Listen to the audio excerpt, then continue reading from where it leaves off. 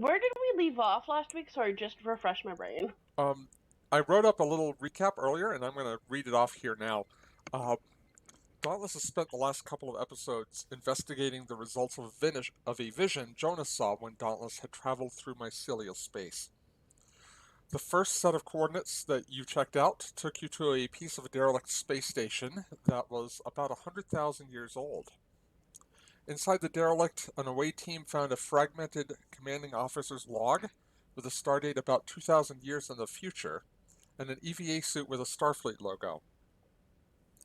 Extrapolating the derelict's course, you found it had traveled through a system with an M-class planet and a civilization roughly equivalent to 20th century Earth in terms of its development. The two primary governments were in a Cold War state, but when the star in the system flared and the resulting coronal mass ejection triggered an EMP across half of the planet, one of the two factions on the planet mistook it for a preemptive nuclear strike and launched its entire arsenal. The captain chose not to interfere, citing the Prime Directive, and the Dauntless left the system. The crew extrapolated the coordinates for the epicenter of whatever event had destroyed the derelict station. The Dauntless initially had trouble detecting anything at all, but a triangulated scan using the Dauntless and the level discovered a scar in subspace that was 100,000 kilometers wide and had ripples stretching all the way out to 1 astronomical unit, or about 150 million kilometers.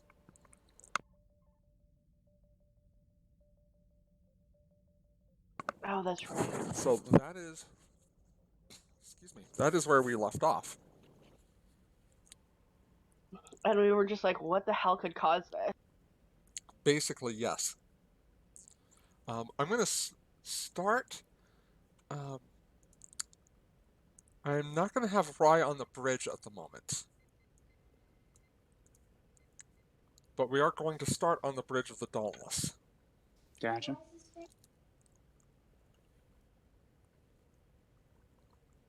Have we just taken those readings? You have just taken those readings. That is right where you guys left off. And now the continuation.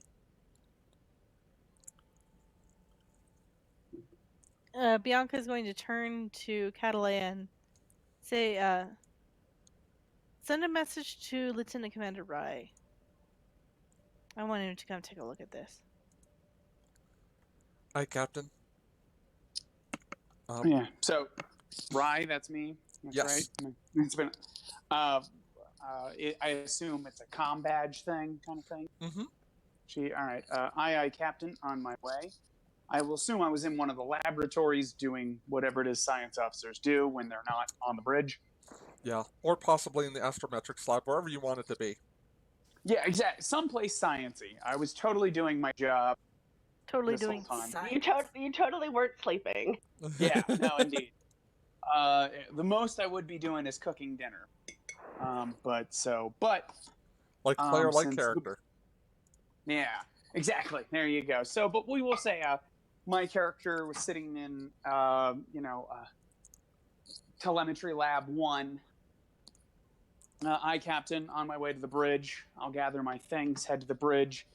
What do I see when I get there again? Where are we?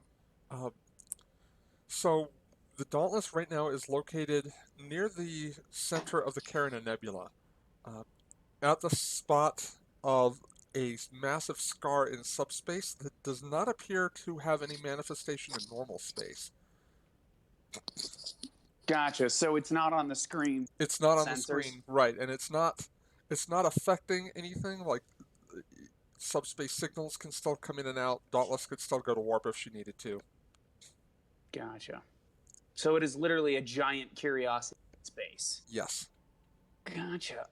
Okay.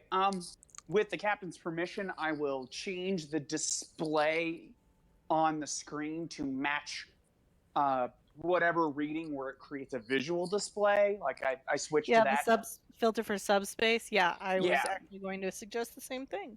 Yeah, so I do that. Just really, my character mainly does it just to not necessarily entertain, but the non-science people so they can see what I'm talking about after I make my check. Okay. So I'm going to begin scanning, really just trying to get all the data I can. Okay. So I'm thinking that's a reason and science check, I would assume. Yes, it would. Would quantum mechanics and/or sensor operations apply? Sensor operations will apply here. And Gotcha.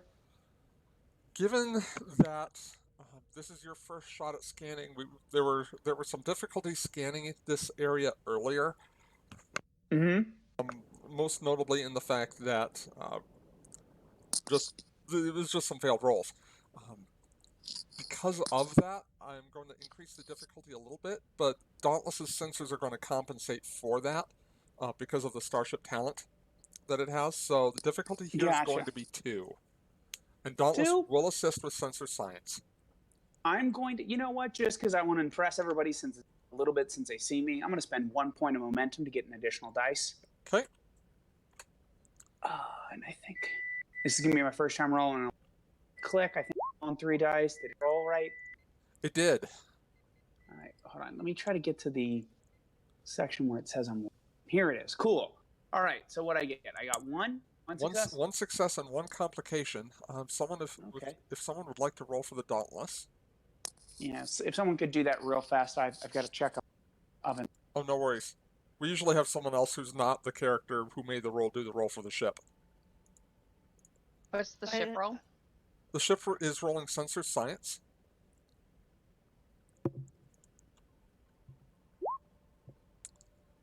Okay.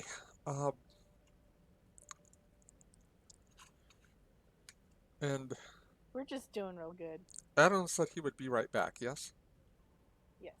Okay. Check. So when he gets back, we will reveal the results of that roll. I'm here. I just mute my gotcha. mic so you guys don't hear every. No, we all appreciate that. Yeah. Sensors from the Dauntless alone are having the same problem that Catalea was having with the Dauntless sensors. They're not able to resolve correctly the area in question. The way they got around that the first time was to have a sensor operator on the level also run a triangulated scan with the Dauntless. All right. My character will, for only half a second, appear frustrated. I guess we'll have to do this the hard way. I will look to the captain kind of with that unknowing expectation of, can I handle this? So, do you mind, Captain? What do you have on your mind? We're going to try this the old-fashioned way that I've read previously. I'm going to contact the other vessel. We're going to attempt to network together to see if we can get through some of the subspace distortion that's caused by the event that you see. All right, let's try this again. Okay. Second verse, same as the first. Yeah, exactly. I'll call up the team. Like, okay, let's try this again. This time, let's try a tertiary change on the third bandwidth so that we can try to compensate for any distortion that the Dauntless might be receiving.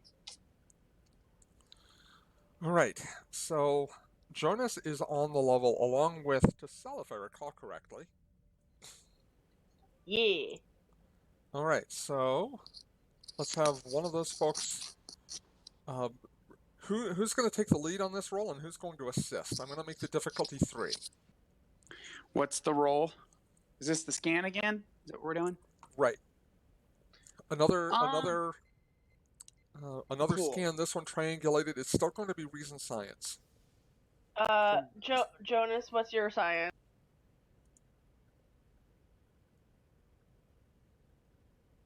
Oh, his science is garbage, I can tell you.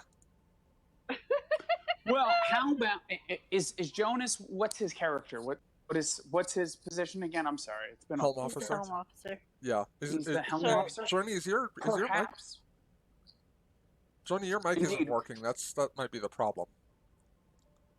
Oh, okay. Well- So I will narratively. Hold on.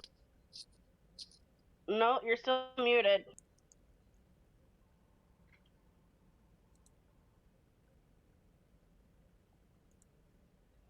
Yeah, you're still muted. That's weird. What the hell? I don't know. We were having that trouble earlier. I don't recall when, though.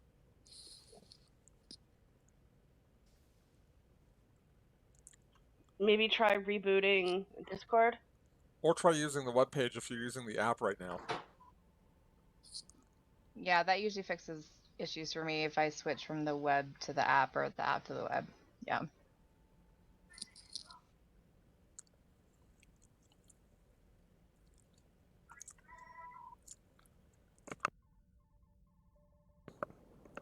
But in the meantime, while we're working that technical issue out for poor Journey,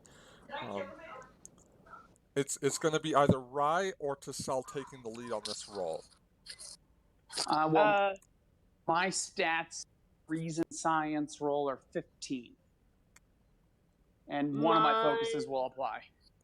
Mine are also 15, and so would one of. My focus, my skill is 4, so I would roll 1 through. I'm not sure if that beats you, just because that's like tiebreaker right there. Okay, can you hear me now? Yes, Yeah, we can hear you now. sir. Yes. Hi, Journey. Hi. I was wondering why no one was responding to me. Oh We just don't like that guy. Aw. no! My science is a 1, just for things. So I was thinking, if he wants to assist, maybe he could use the helm skill to like move us into a better position to triangulate better. I think that's exactly what he did the last time we triangulated the scan, in fact. Mm-hmm. Awesome. I will let Jonas assist instead of Tassel assisting. That's Okay. Alright, so yeah, it'll Cool. be Control Con for Jonas on the assist. Reason Science for Rye. Sensor Science for both the Dauntless and the level. Do we want to Actually, spend no, for not for the another level. momentum, guys? I wouldn't mind, but because I feel like finding out what's going on here is kind of vitally important. Oh, yeah, definitely go for it. All right, so we'll spend another point of momentum. Okay. Do you have cautious science? Do I have what? Cautious The science? talent Cautious Science? No. No, I do not. I have Way of the Dara in case we're running into, which is constantly watching. I just renamed it to be more Romulan-y. But that's only for like if I'm spying on things. So let me make sure I'm doing this right here. Challenge dice. All right, here. So I'm not sure if I'm using the thing right. Oh no, You there have it been. is. You used it Folks. right for the last roll. Cool. I just wanted to make sure I did it right. There we go. Cool. All right, 3 3 over. successes there. That's a good start. There we go. Got to get some money. Need Or an assist. One success from Jonas. And how's the Dauntless? yeah, someone roll for the Dauntless and I'll roll Dauntless. go. It'll be Sensor Science again. Science. Very nicely done. Being 2 momentum. We Thanks. roll for the level too. No, I decided the level was not going to assist on science because what Jonas is doing with that is kind of maneuvering it into position to assist the Dauntless scan. Roger that. Okay, so you're able to. So after another triangulated scan, you're able to superimpose a subspace image over the image that you'd had previously. Gotcha. Can we see this on the level? Yes, the Dauntless can transmit that image over to the level. Very Yeah. pretty. Oh yeah. They're totally helping us, making no effort to hide any information from my fellow Starfleet officers for sure. I don't know why people would think I would do such a thing. Okay.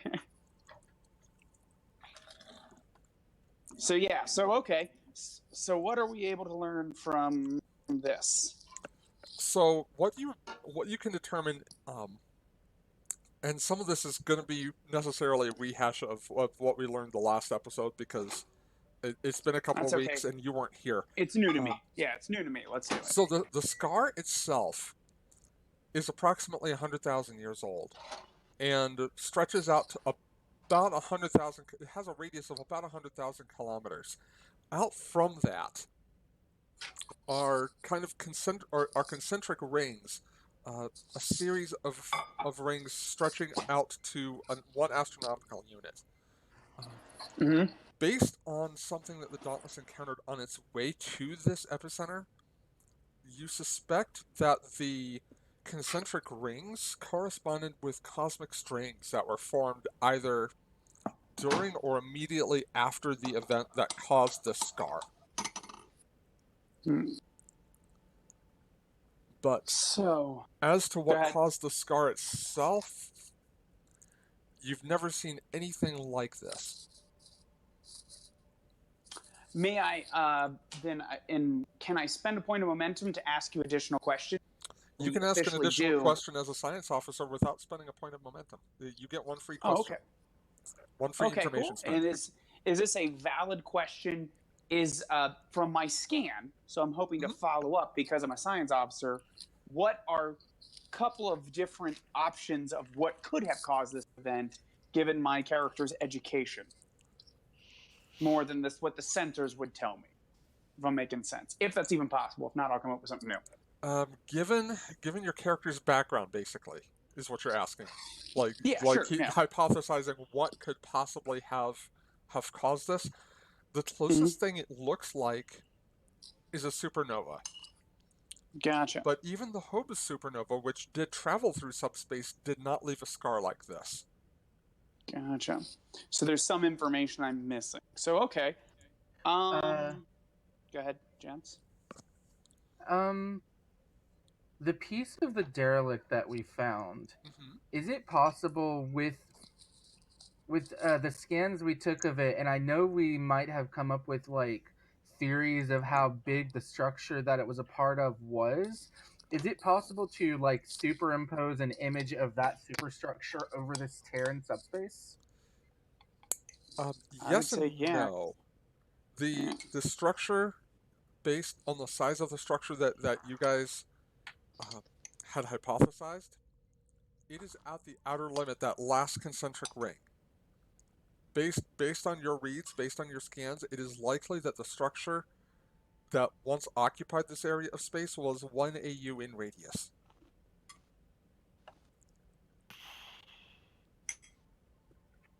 Okay, for someone who doesn't understand that, how big is that? For someone who doesn't understand that, imagine a ring world, like Larry Niven's ring world. Mm-hmm. It's basically the same construction. It is a ring built in an Earth-sized orbit around the central point. Jeez, okay. Okay, so the dumb security officer is going to posit a couple of things here, which is I feel like our question now is out of the mouth of babes. Did the derelict cause the scar, or did the scar bring the derelict back through time? Yeah. I feel like that's our question. I feel like if it was a ring world, the derelict is part of it. Can I listen? You can try. What are you? I would What like are you to try listening? What are you listening for? I would like to listen to see if this scar. I'm just going to call this the scar because I don't know what else to call it. If this scar and the derelict happened at the same time, if they both came into our universe at the same point in history. Okay. Given the age of the events you're trying to listen for, I'm going to make this difficulty 3. It is going to be insight. We'll call it insight con here, I think. Okay, not bad. Is everyone okay if I take a dice for cautious? Go ahead. And I'm assuming either temporal mechanics or my attunement focus will come into play here? One of those two, yes.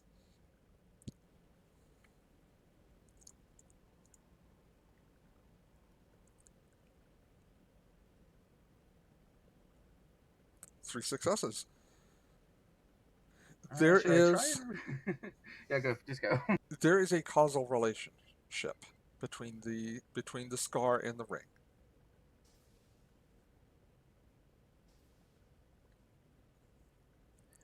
Can I gain? I don't know if that's possible. What are you looking to find out? I was wondering if it's possible to find out what kind of relation they have to each other. I will say that one caused the other to take place. So it's like a ring. So it's like Halo. It might be. I haven't played the Halo series. Yeah, Halo. It's a ring world. Halos are ring worlds. They I also will. Sorry, they go ahead. also destroy everything when they detonate. I will share this information with. I'll send a comm over to the captain. And Bianca just kind of thinks for a minute, and she goes, "Could the destruction of this ring structure have created this scar?" It's possible one of them created the other. I can tell that much. So because my character, and I'm not sure if this is actually going to matter, my character will so with the psychic's idea of what's going on, I'm then going to run the numbers to see if I can kind of find any scientific basis for what he's saying, because my character is definitely more based in science than what our listener comes up with. Right. So I'm not sure if that's a roll or just I'm trying to what so- he says. Is there any scientific basis for what he's saying? Gotcha. You're kind of searching the theoretical at this point. So I'm going to call that an insight science.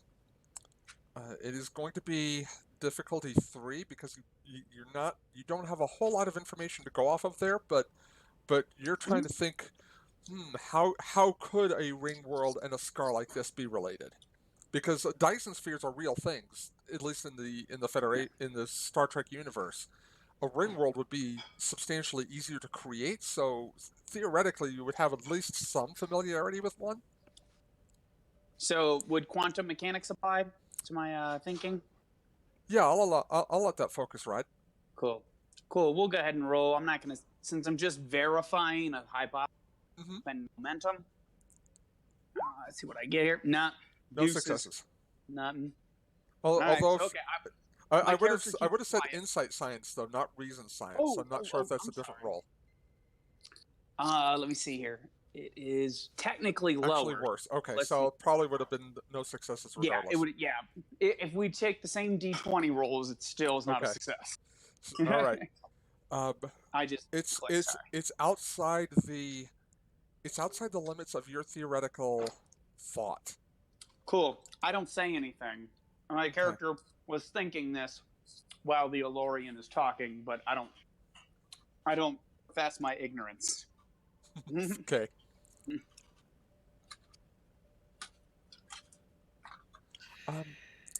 Kate, let me have Shiana do a reason security roll, difficulty 1. Okay.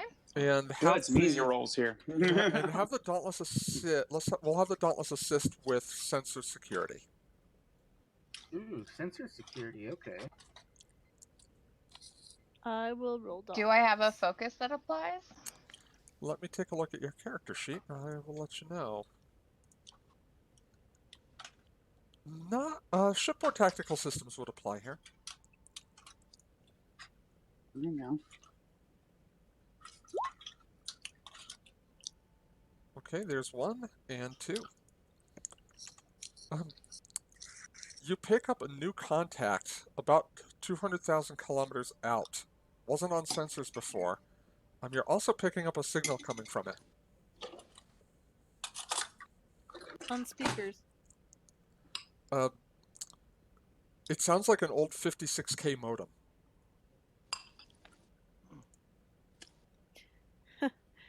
Which Bianca would actually probably recognize, given... It's possible. Or for those of you who aren't familiar with what modems sound like, it sounds kind of like a fax machine, if you will. Yeah. Okay. Yeah, no, it's a sound Bianca would recognize, because Yep. because Tom would mess around with tech from the 20th century.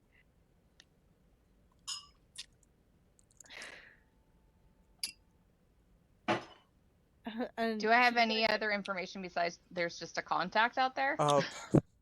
Resolving the contact, it looks to be a probe or a beacon. Can we get a scan of that? Depending on what you're scanning for, since Shiana already made a roll, I may be able to answer that question for you. Can we all wait? Do we all? Sorry. No, It's okay. It's perfectly all right. Do we all hear this? Bianca had it put on speaker, so yes. Can I do some sort of? Oh, what would I? I don't even know how to explain what I want to do. You probably could if you put it up on a monitor, so that your eyepiece could actually scan it. Yeah, I wanna interpret the sound, see if it's a message. You definitely recognize it as a digital signal.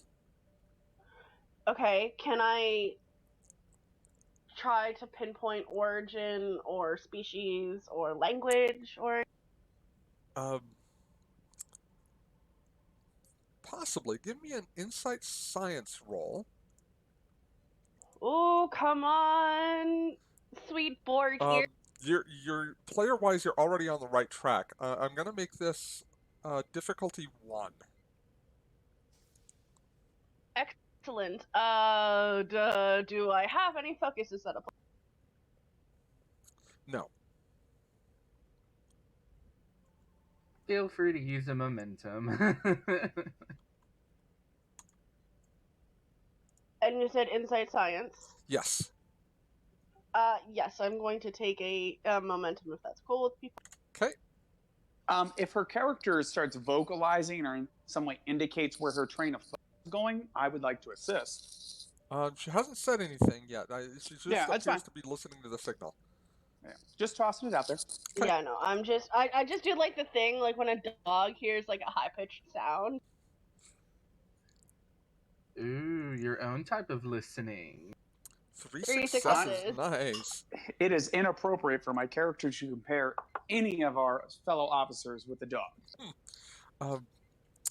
It's an electronic signal. You're not able to. You're not able to really discern anything just from listening to it beyond that. But it is definitely it's being sent in binary. And I understand, but I understand binary. True. I understand computer language. That is It true. feels like we just caught the GM in a thing that he didn't know he was. No, that's fine. That's cool. It's numbers. Ooh. Not prime numbers, but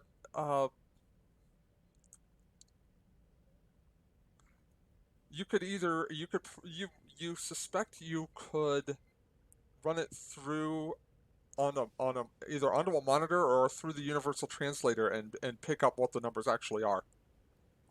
Excellent. I'm gonna start doing the thing so that everyone can hear it through the universal translator. Okay. Johnny, give me an insight con roll. Difficulty here is going to be 1 as well. Okay.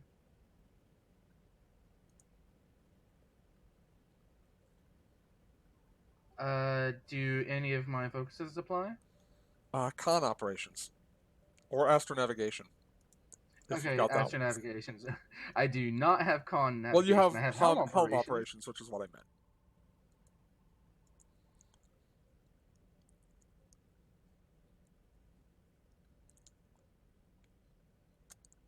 All right.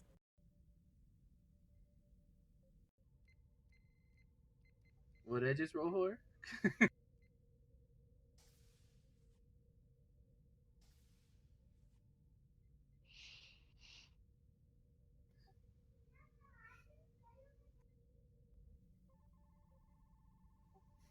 And now I'm nervous. Oh no, did Dawn get muted? I think he might have. Dawn, we can't hear you! I'm scared. I'm in the level with Tassel by ourselves.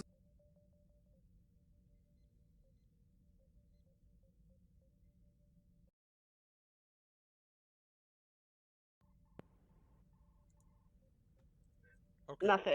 There we go. Now I can hear. Yay! Now at least I can hear you guys again. My headset needs replacing. Yeah, we couldn't Okay, hear yeah, you we either. couldn't hear you. We got real nervous. Like when there was Sorry. a long pause after Journey rolled, we were like, "Oh, this is bad." Yeah, no, it's coordinates, and moreover, given the number of successes that you achieved with that roll, you believe the coordinates correspond to one of the systems that you had previously identified in stellar cartography. Oh, okay. I will patch this info into the captain. What's the probe origin? Can we tell that? That would require a science scan. Oh, that's what I wanted to ask. I wanted to ask if when I heard the beeping or whatever the sound was, does it belong in our timeline? That would require a roll from you as well. So, Okay. who wants to do what?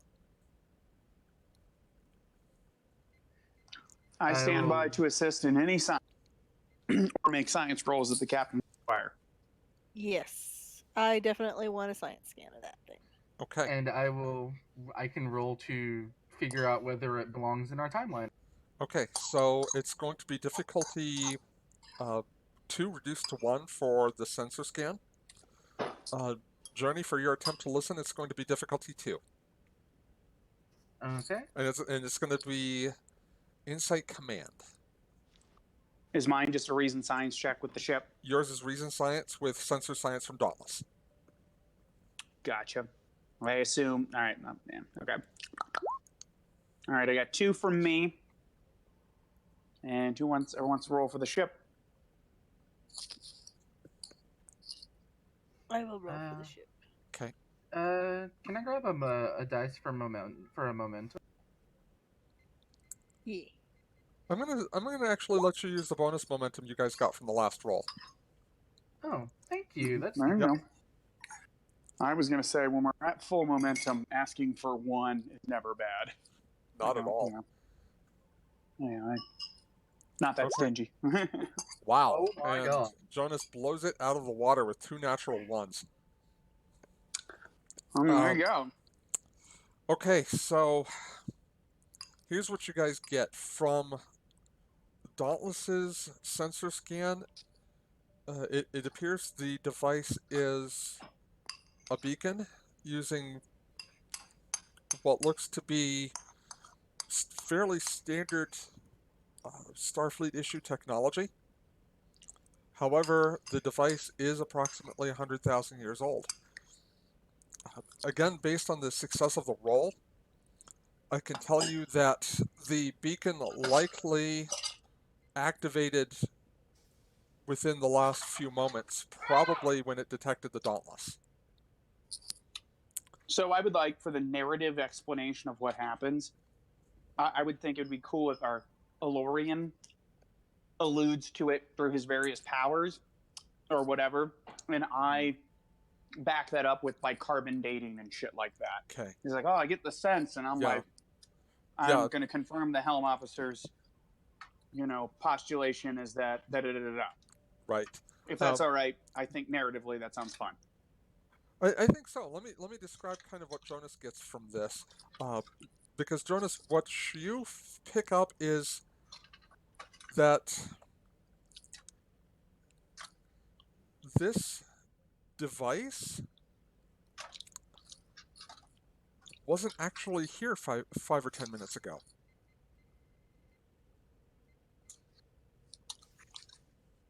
Oh, that's fun. Did it just pop into our timeline, or was except that as far as the rest of the crew are concerned, it's been here just as long as that subspace scar.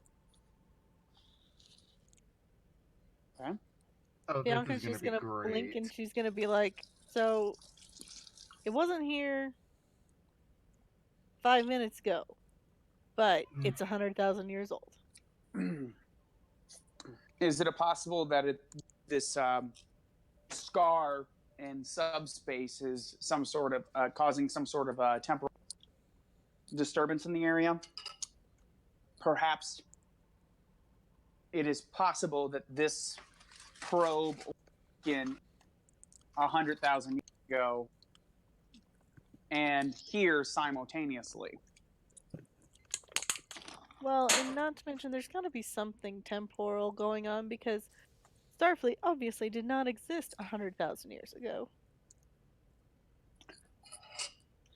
However, so we've also found the insignia and things of that's assumed that will Right. at least indicate to us that the Starfleet exists 2,000 years from now. So it is possible to assume that, given our current progression of technology, we may have been able to harness a reliable way to travel through time. Could we bring the probe on board and actually get like the same kind of physical look at it as we did with the derelict, and the way we're able to age the derelict as like, oh, this is from 2,000 years in the future, even though it's 100,000 years old?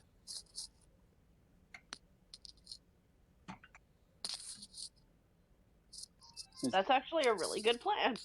Yeah, let's bring it on board.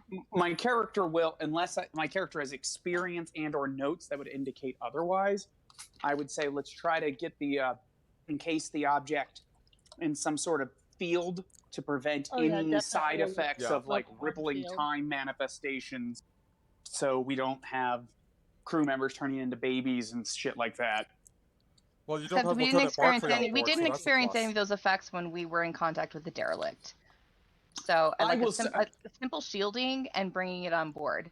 Like I was positing that as the security officer. Yeah. Yeah. My character from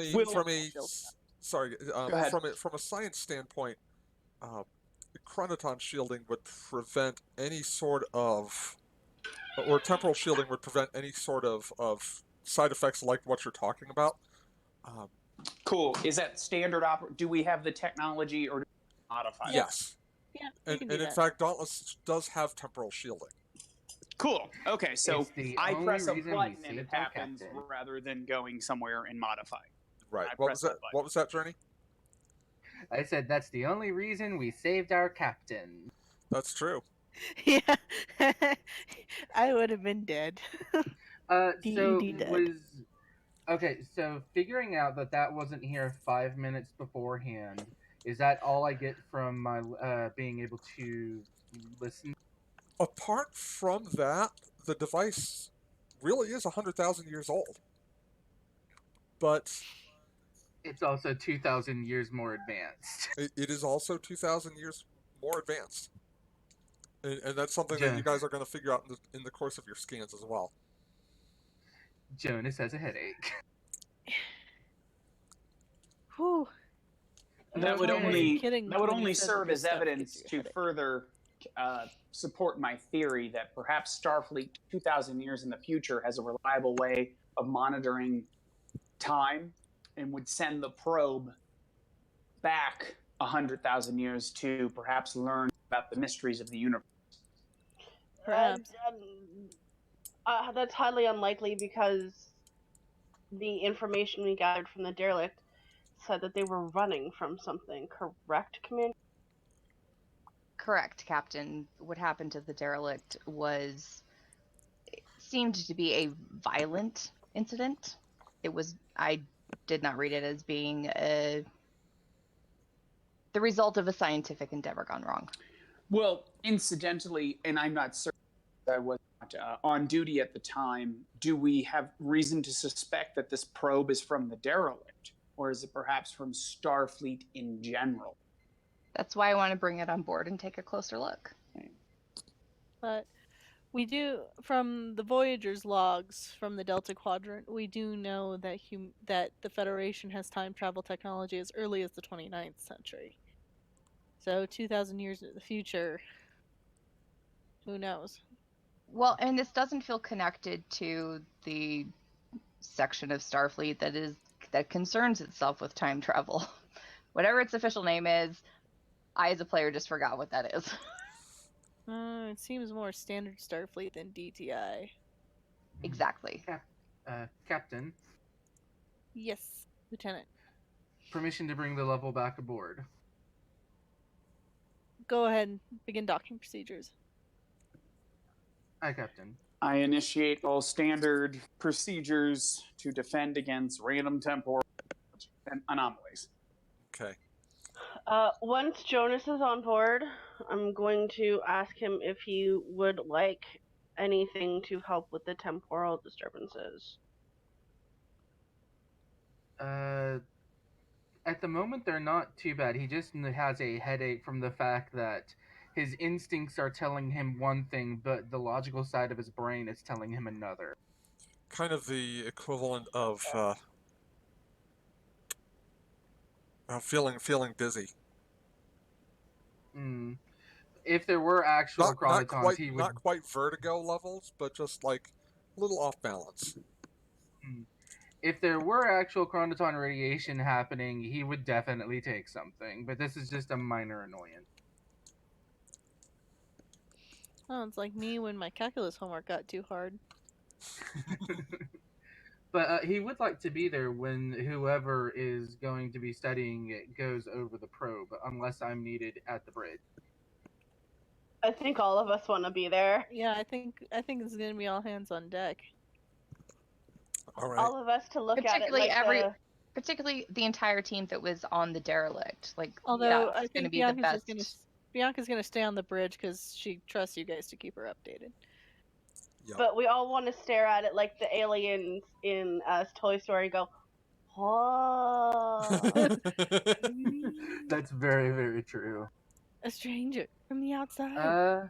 Yeah, so I'd also like to bring Pluck Hair in on this, if that's... Yeah. Before it vanishes, is there anything we want to do with, like, the 4 floating momentum that we got? Create an advantage. That's what we want to do. What was that roll from? That was from well, no, wait, Jonas's listening roll. Actually, technically, you would have bumped us up to 6, so, like, all 5 of my floating momentum would be floating momentum. Mm-hmm. So I say, with my momentum, if I've got whatever, I say let's put some sort of advantage that alludes to the fact that you've listened to the area or something like that, like attuned or something like that. And let's go ahead and reinforce it. Let's just do like attuned or whatever we want to call it ×2. Reduce the difficulty of you doing that crazy voodoo that you do by 2 in the future. And then if mine's separate, we'll do detailed scan of the area. It's one of my favorite. Covers everything. Okay, so assuming it's all right with the GM too. Those are my So I want to hear from everyone else too, because momentum is a collaborative thing. What do you guys think? Yeah. I definitely think that we should have an advantage to where it's easier to tell what's going on.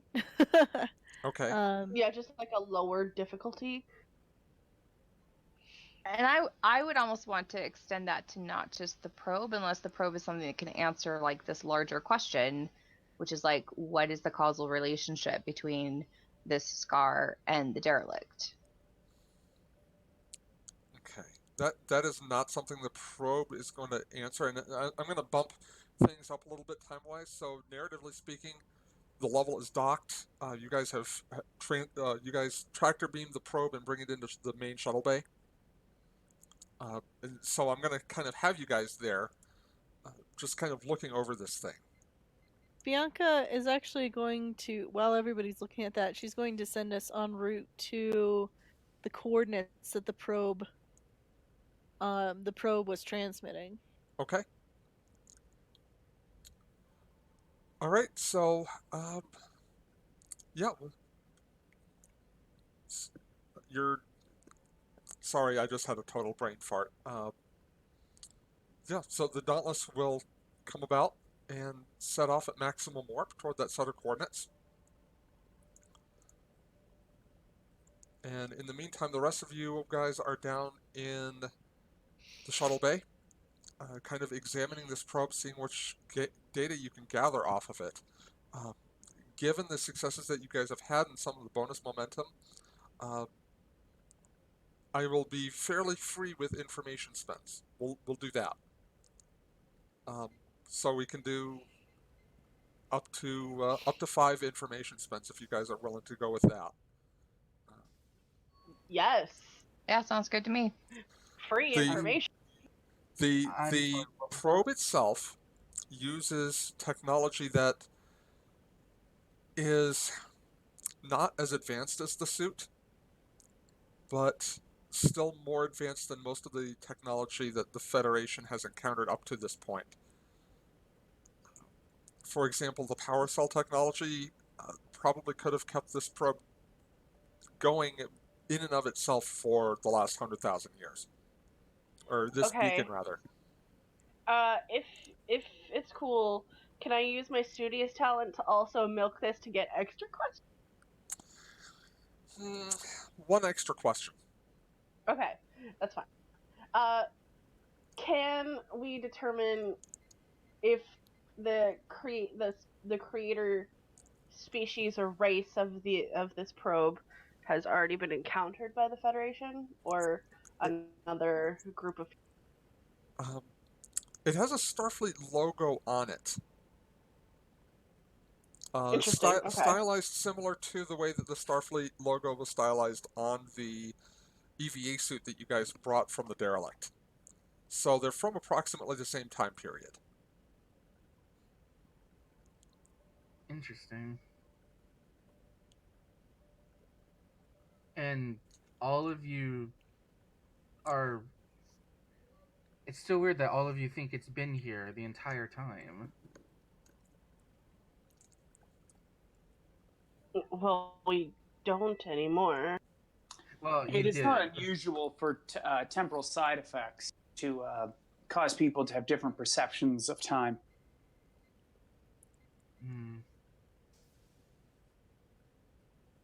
Not all of us are as lucky, Lieutenant. Is the probe / beacon obviously of or not of the derelict?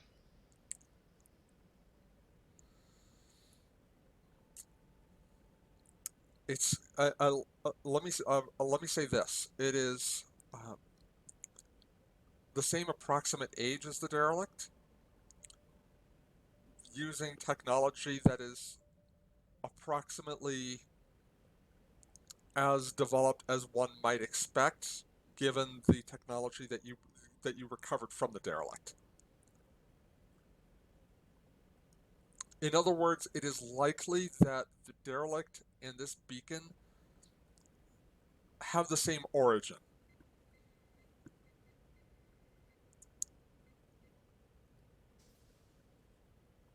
This is a backtrack question. The course that we extrapolated that the derelict followed that led us to the scar in subspace. Mm-hmm. This new system that we're headed to, was that on that path at all?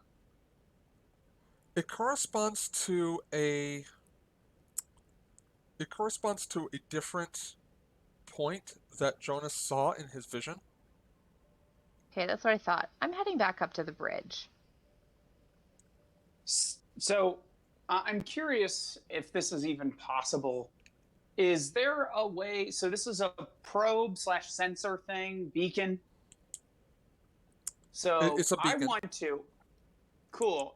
It's got to have some sort of basic info.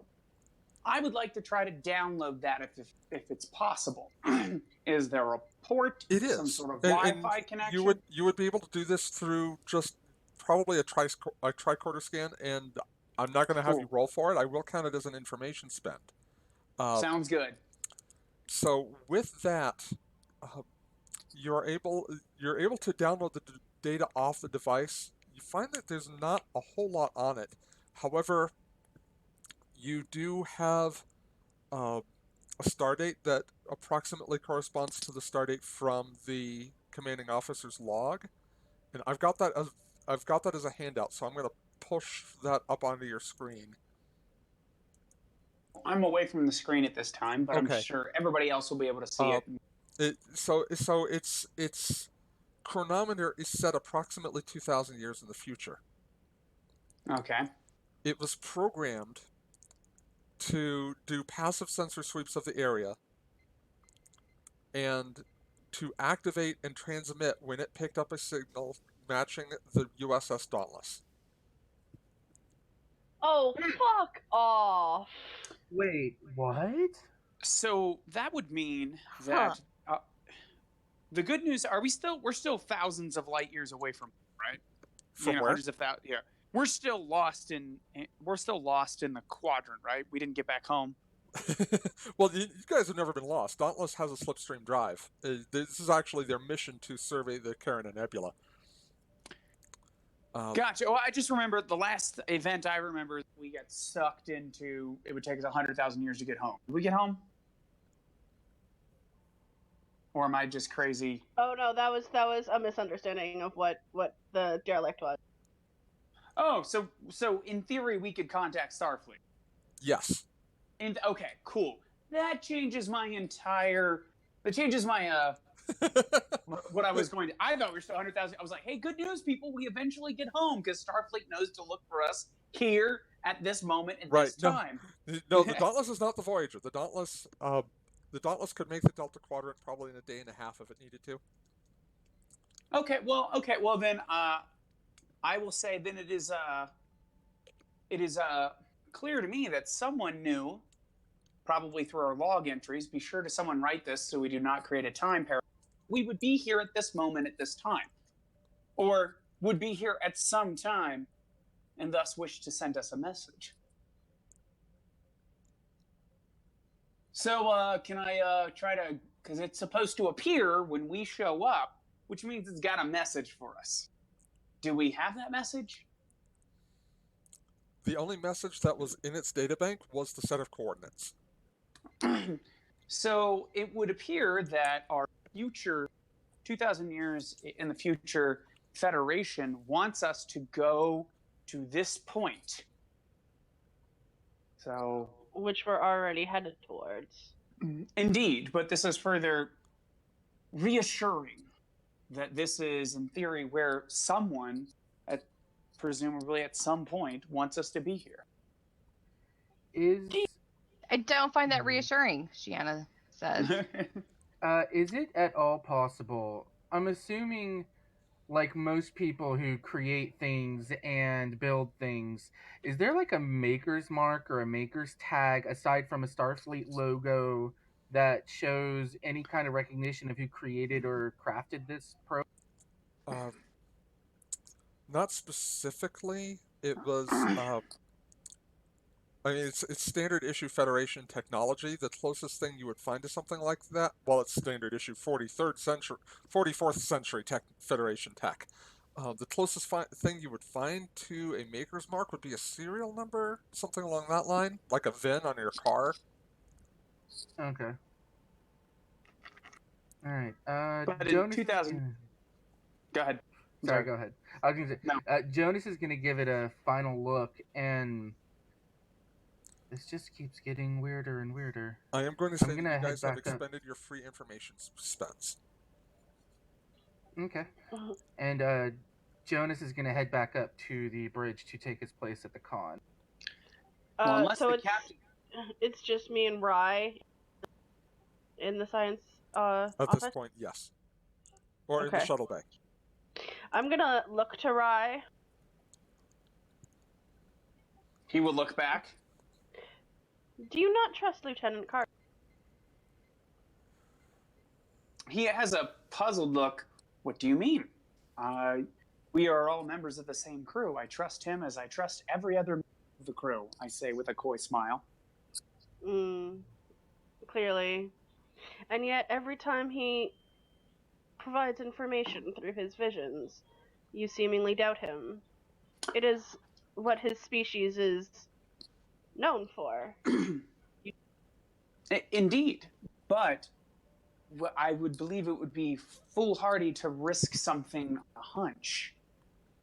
If I'm able to support his information, that only seems to further give him credibility.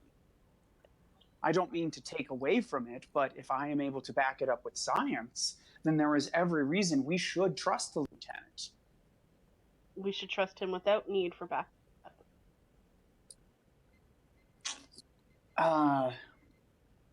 I will disagree with you respectfully, Centurion.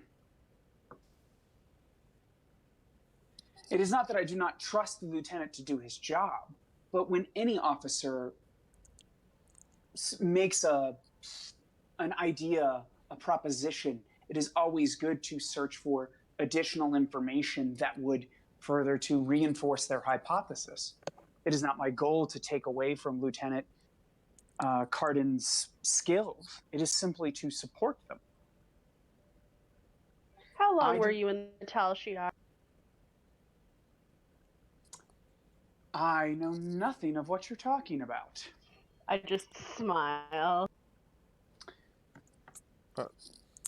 If you guys are okay with it, I'm going to have you do an opposed check here. Yep. Absolutely. It's going to be Insight Command for Dali. I will say Control Security for Rye. Base difficulty is 1. Control Security. Nope. I don't think sociology applies. She is one person, not. I think so. Yeah. Yeah, she's one person, not a society. Let's see. Do I have, out of like my a million focuses, do I have a focus? No, I my don't question, think so here. She's not trying to attack me or anything, so no, Way of the Dara does not apply. It's a social conflict. rather than. Cool. I think I'm good, except my focuses do not apply. Let me go ahead and roll. Xenopsychology or diplomacy would not? Xenopsychology won't, because he's Romulan. Damn it. That's what happens when you're a member of 2 races. And bargain. No, that's only from persuading. I was gonna say, unless you're offering me something, not bargaining just yet. Not yet. I'm gonna use a value. Okay. I did not use momentum, so just specifically because I don't think our interpersonal thing. I wanted to use momentum. So. Okay. What value are you calling upon? Everyone deserves a second chance. Can you? I don't know what she's rolling for, but I like it personally. If she wants, that's me. Okay. Let me ask Dali, how would that apply to this situation? Because if he was once Tal Shiar and he's trying to better himself, I want proof so that I can help him. Okay. In that case, yeah, I will say give yourself 2 successes. Excellent. And I'm taking a momentum as well. There we go. Okay. Look at this. I decided not to because I didn't want to hurt the team. This is what happens when I don't think like a Romulan here. This That's good. That's good stuff. That's good 5 stuff. Well, I mean, bam. Dali's already getting you the momentum back for what that's worth. Well, there you go. I guess as long as it's reciprocal, you know. Okay, so Dali, what you observe, like Rai says, I have no idea what you're talking about, and it may have been a while since he's had to practice the stone face from making a blanket statement like this, but the medical sensors in your implant register a slightly heightened pulse, slightly heightened blood pressure, just for an instant, and then it goes right back down to normal. Very controlled response, but not quite controlled enough. Like can't get past Borg implants. Damn it! The implant spotted it for just a fraction, just a couple of seconds. The momentary flush, just as quickly brought back under control. All right, I'm gonna just tilt my head and give a slight. Well, I was going to offer assistance in helping to adapt. I know that being aboard a starship in the Federation is different. But seeing as you have no need to worry about it, I won't offer my services. I appreciate the offer, Centurion. And I did once have a family that was highly involved in the Senate and the Tal Shiar. So I also could have offered perspective. I have no doubt. If there's something I do not doubt of you, Centurion, is your ability to offer multiple perspectives. It seems you are getting fond of me. I am always fond of all of my creatures. We should destroy this probe eventually. We don't want to risk certain people getting their hands on this technology. It would be a shame if this fell into the person's hands, my character says while slapping on some essentially scientific rubber gloves. But it would be a shame to waste this opportunity.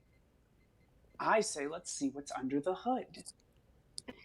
I will leave you to it, and I'm going to go back up to the bridge. I know, as before she leaves, it's very unseemly to watch two beings flirt constantly. And with that, I will make like what my character is going to do after our banter is I'm gonna probe this thing like I'm a probe. Is there a tailpipe that I have to scan? Because that tricorder is going all the way up there. I am distracting myself so hardcore right now. Yeah. So that's what I'm gonna do, and definitely gonna take some time with this baby. It's 2,000-year-old future tech. If I find a circuit board that works better, I am totally taking down the specs. Okay. We will cut back up to the bridge. Does anyone have any scenes that they want to do? We're kind of at a good interlude here. What's our I'm gonna find time? Shanna. What's our time to our destination? Narratively, it's going to be probably call it 3.5 days. You're not going at slipstream, but you're going at a good clip.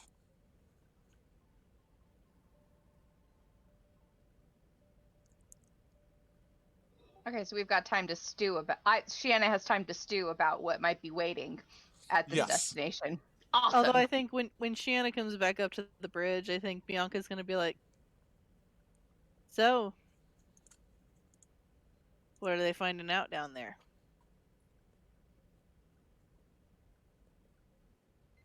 I like that question. Was like very much a non-science officer way of asking, like, so Right. what are they doing? She's a pilot. I mean, Yep. she does have a degree in astrophysics, but she doesn't have a doctorate. Well, the beacon seems to be of the same age, both historically and future. You know what I mean? It's both 100,000 years old and from 2,000 years in the future. It's in line with the stuff we found on the derelict. Okay. Yes, it's in line with what we found on the derelict, but I don't know that we have any more answers about anything. And while Commander Rye finds some kind of reassurance in the fact that this appeared and seemed to have a message of these coordinates just for us, I do not find that reassuring. I am skeptical. Wait, you mean it was waiting for us? That is the commander's hypothesis. And then Bianca just kind of like looks at her and she goes, "Take us to yellow alert." Aye, aye, Captain. And Shanna grins because, like, she and Bianca, Same wavelength. Thank you. Don't trust. Yep. Well, Bianca's just kind of like, it's awfully convenient. Like, I had the same thought, Captain. she just kind of, she rubs the bridge of her nose and she just kind of like tilts her head and she just goes, "What is it with this ship?" And the temporal shenanigans. It's the nebula. Shiana shrugs. She's starting to accept sort of the weirdness of it all. It's the nebula. Love the nebula, hate the nebula, whatever. You know, when the Enterprise was out in the Eagle Nebula centuries ago, they didn't have anything going on like this. Certainly we seem blessed with temporal anomalies. Yeah. I do think that, and I'm sure that the Commander I will agree with this, that we need to continue to examine the probe in all forms that we can as we make our way to these new coordinates. I definitely want a preliminary report on my desk in the morning. And I'm gonna pass that to Commander Rai, like, via text message.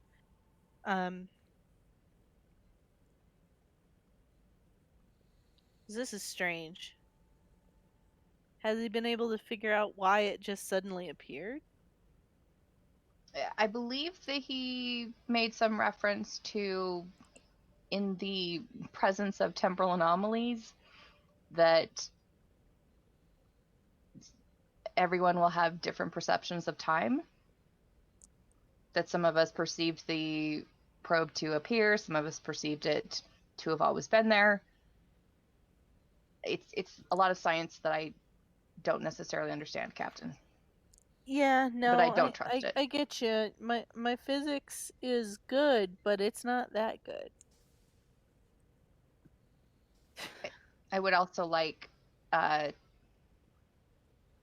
still think it would be a good idea for a comparative report of the derelict and this beacon from Pluck here to be rolled into the main report.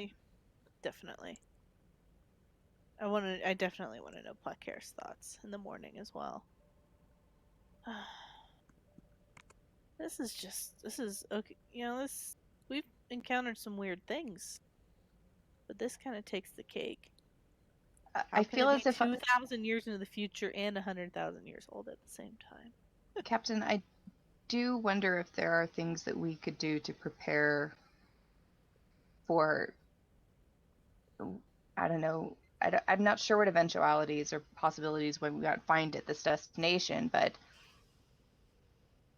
I would like us to apply some thought to some preparations based on what we find with the beacon. Tactically speaking? Tactically speaking. I'm incredibly skeptical of the coincidence. I am too. Well, and let's not forget that message that we unearthed. It feels like we're playing with the boogeyman. Playing chicken with the boogeyman. I feel like we're being sent on a not a wild goose chase necessarily, but that we're being directed for somebody else's purpose. No, I get that. I get that. But at the same time, why we're out here.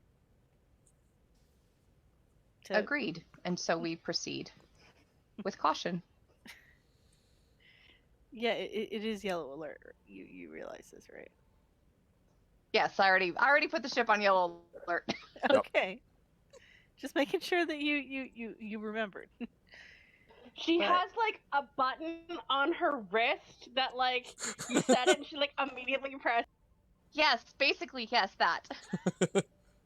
She has a big red button and a big yellow button on her. Like an Apple smartwatch. Oh, God. Yeah. Okay. Uh, can I This'll be have? interesting. Oh, sorry. Oh no, Bianca just says this will be interesting, at the very least. May I steal Shiana first? Yeah, I'll be right back. Okay. Okay. just have to ping her on her comm badge. Yep. Commander Darrow to Medbay.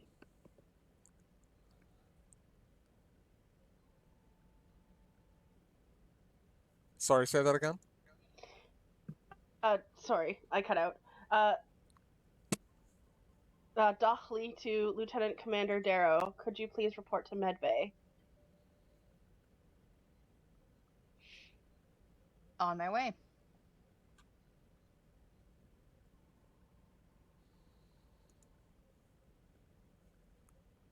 Do do do do do.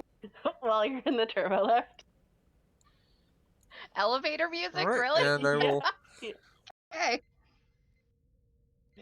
And then I will wait. Like once I almost said 19. Wow. Dochley is in her office, like on the little.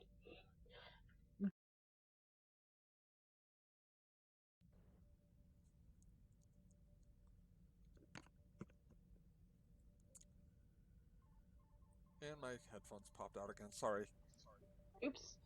And I will look over when you enter and kind of make a motion for you to join me, and like point at a seat next to where I am. Shanna raises her eyebrow and takes said seat. I've had several thoughts. Most of them unimportant. Some of them might be important. Some of them are completely idle. But I told you that I would keep you abreast of the situation, and I thought you should know that Lieutenant Commander Rai was at one point involved in some capacity with the Tal Shiar. And you know this how? I asked him. Did he confirm? Oh, of course not. But for 0.3 microseconds, his heart rate elevated, and he was flushed. It was enough of an indication of a lie.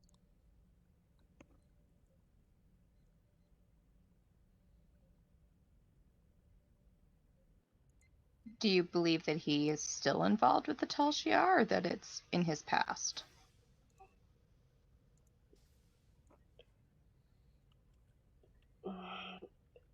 I'm uncertain.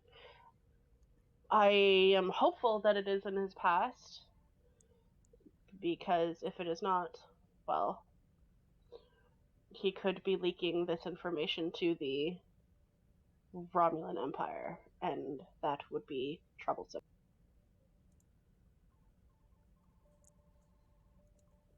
The That idea would be of what. unfortunate. That would be incredibly unfortunate for him. What other thoughts? Just that if he is if he is being underhanded, that if Empress Sela was to gain any of this technology, it would be disastrous, to say.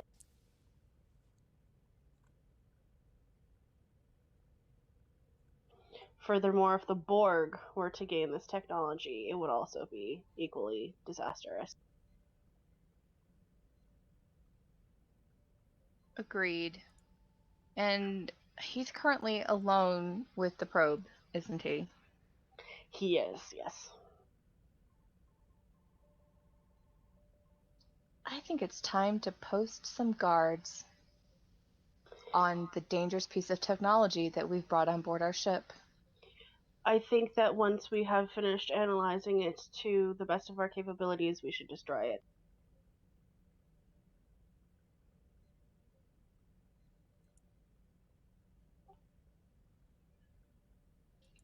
I believe that's a very good plan, and I believe that you should present that. How about this?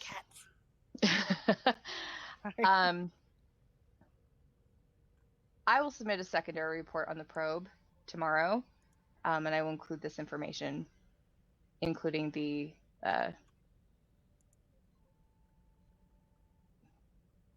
guys, I can't find my freaking words, including the recommendation that we destroy it. Oh my gosh.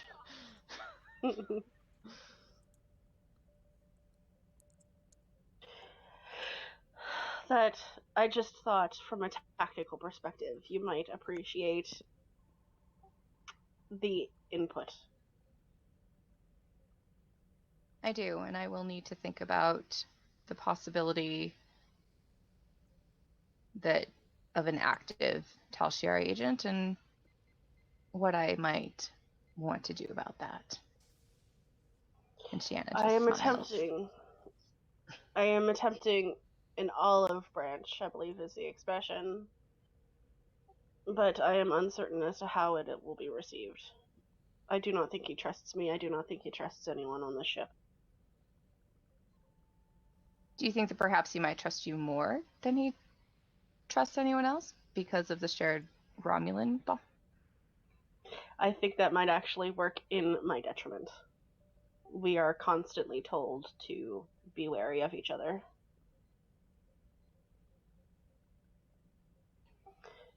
In your observation, is there somebody who he might trust more? I think he might not trust anyone, but I think he might think he is capable of fooling other people.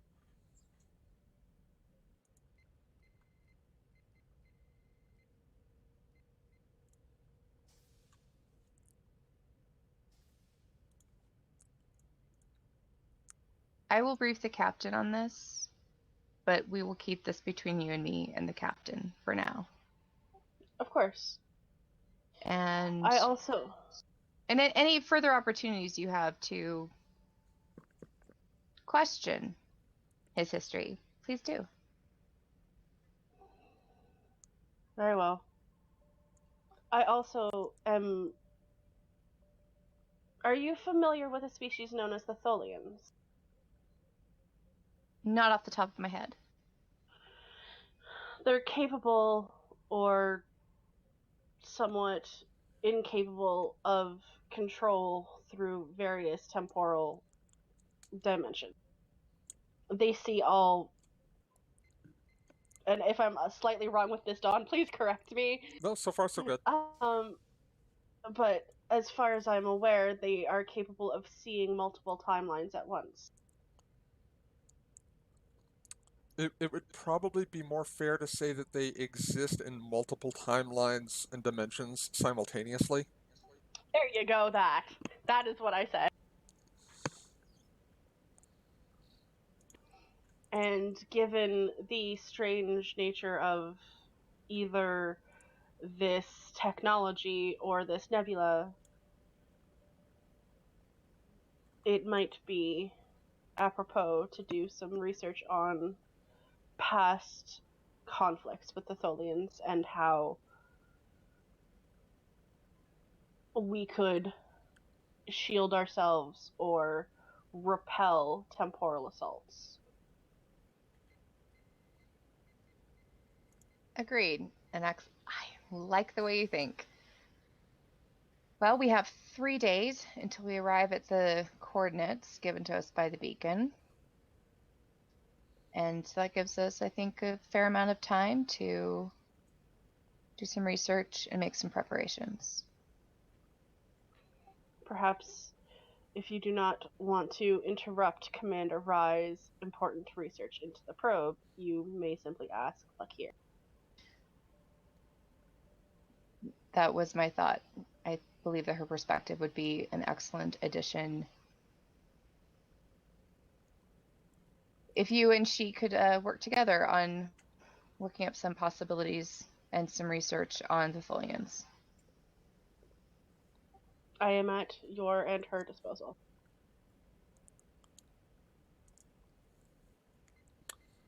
On that note, we're going to switch back to the shuttle bay. And Rye, if you are presuming you're there and just have yourself muted, but if you would give me an I'm totally here. Okay, give me an insight security check.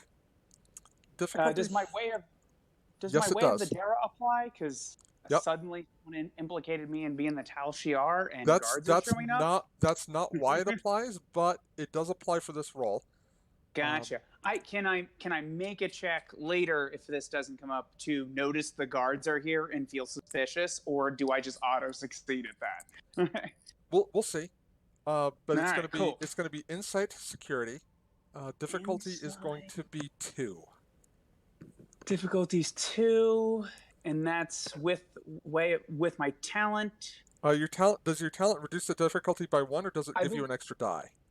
I think it reduces it by 1, but hold on. It's Okay. constantly watching, whatever that one is. I rename it to make it flavorful. Right. Let me grab the book here. Hold on. It's one of the few books I brought with me from Ohio. So I have everything in PDF, so you have might find it everything before else I in do, PDF. but yeah. Nope, I think I'm missing it here. Now it's a race.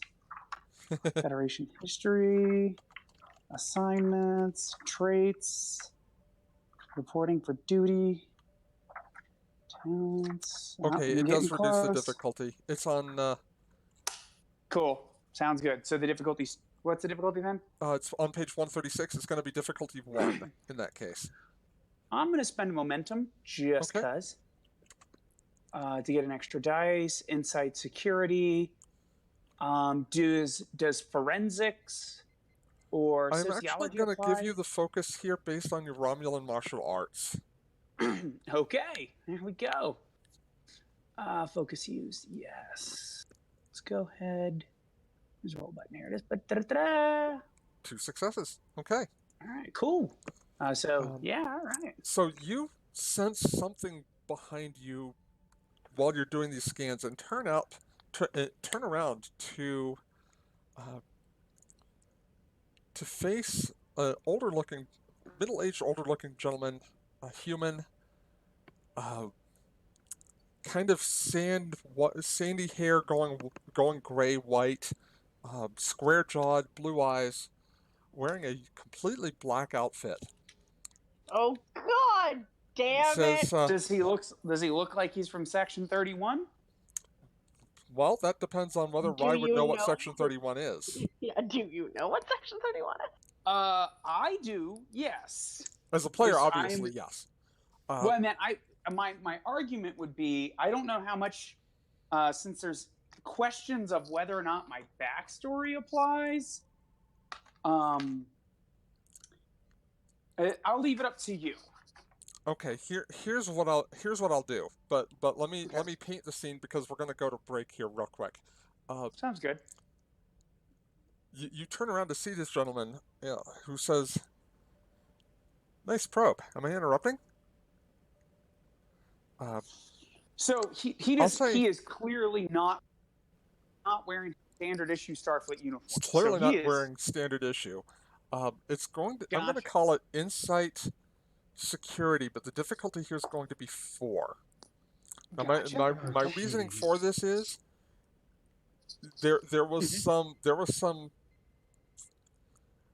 there's some personnel record alteration done in the past, but Rye may not have known who did it. Gotcha. Cool. Sounds legit. Okay, I'm going to spend, since I earned a momentum by getting a success, I'm going to spend it again.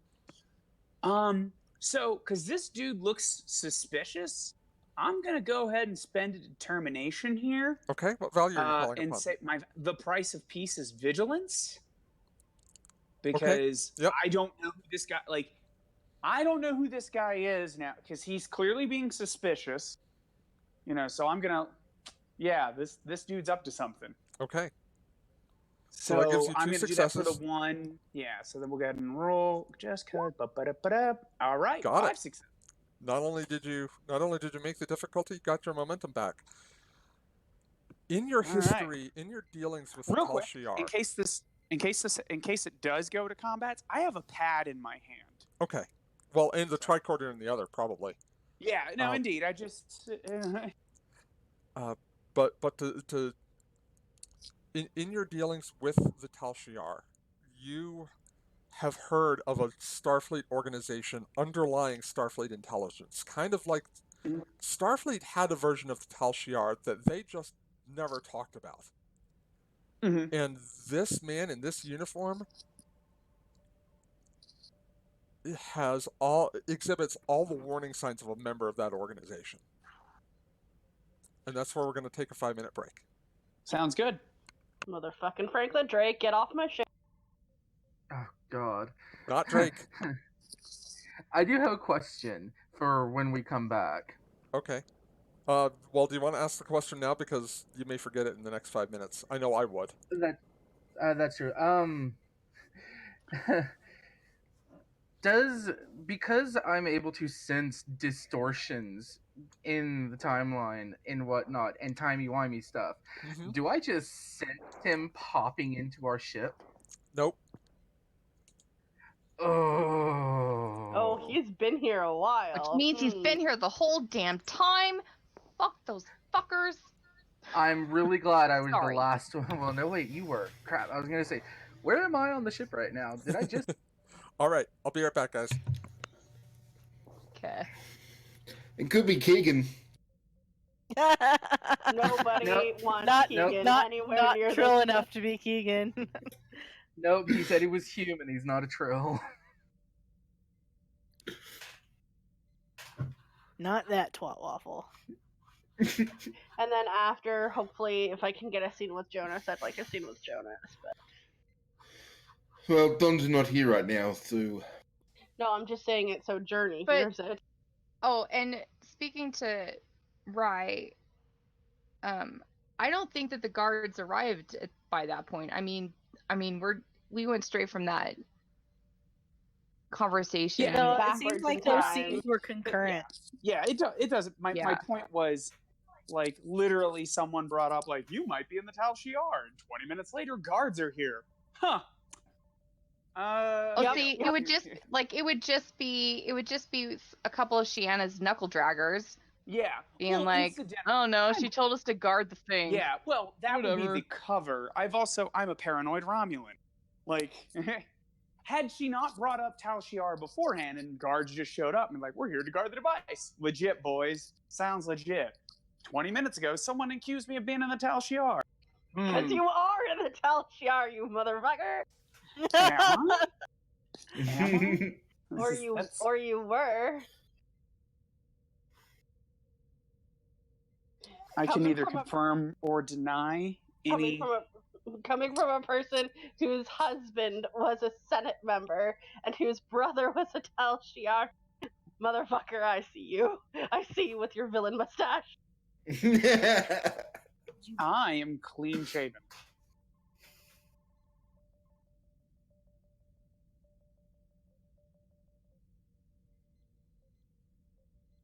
It's an imaginary mustache. Yeah, it's one of those Groucho Marx ones that comes with the big nose and the glass.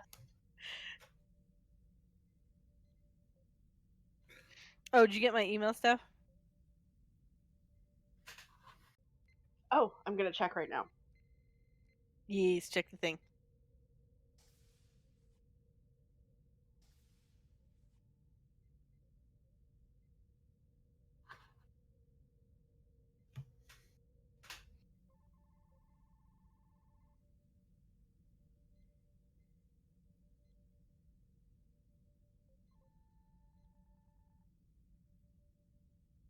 But yes.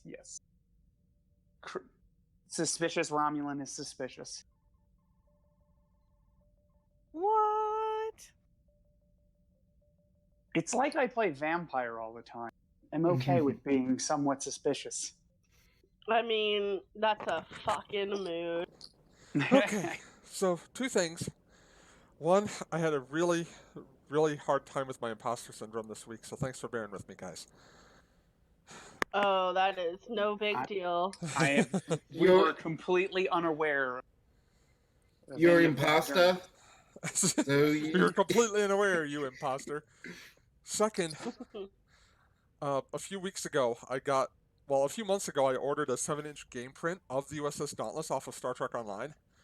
Got it a couple of weeks ago, and it's really pretty, and I just wanted to share that.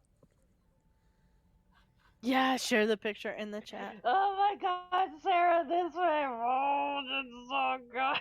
Wait, what? Ah, no! Yeah, no, I sent Steph the full-size files. I still need Oh, wow. Yeah, so Sarah had a couple of characters from one of our other Star Trek Adventures games, the Cassini Project, commissioned. It's my good cat with their two dads, and all three of them look so unimpressed with everybody's kid. Yeah, I told Mick, I was like, so this is the basic background of them, and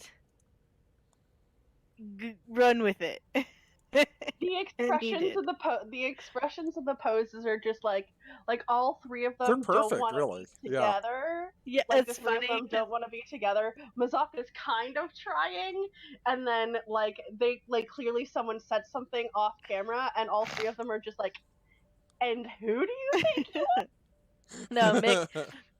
So Mick was just like, I've never drawn these races before, so I don't know what I'm doing. And I'm like, you're doing fine. Yeah, no, you did. I know these characters. You're doing fine. All right, everybody ready? Yes. Cool. I don't know if Journey is back, but Oh, did he go AFK? No, he's back. He said he's back. okay, cool. Also, Dawn, if at some point I can get a scene with Journey, maybe sometime in this session, that'd be cool. Yeah, we can. How do you want to do that? Do you want to do that closer to the end, or do you want to do that immediately after this scene?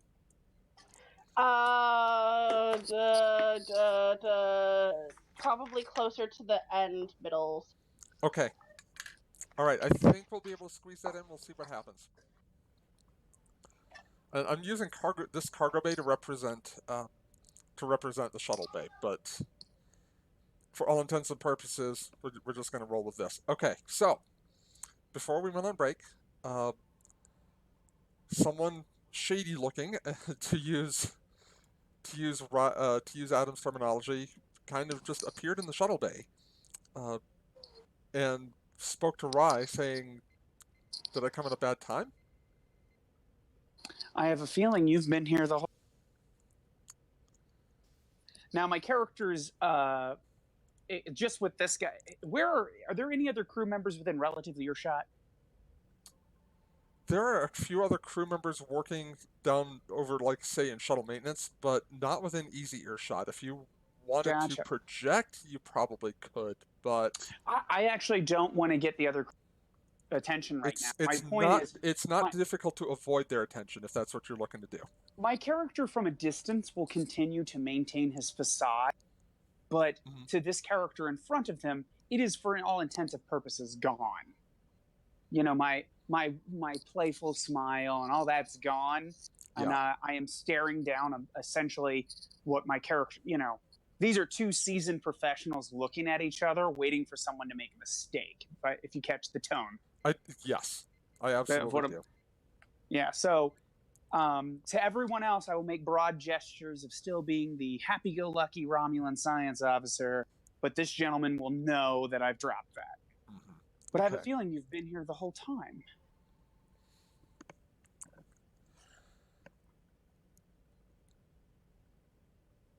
It would be fair for me to simply say that your career is of interest to myself and other members of my organization, which, judging from your response, you are already familiar with. I have heard of you, and there's one way or another accepted star. You're breaking up. Can you repeat that? Sorry. Can you hear me now? Yes.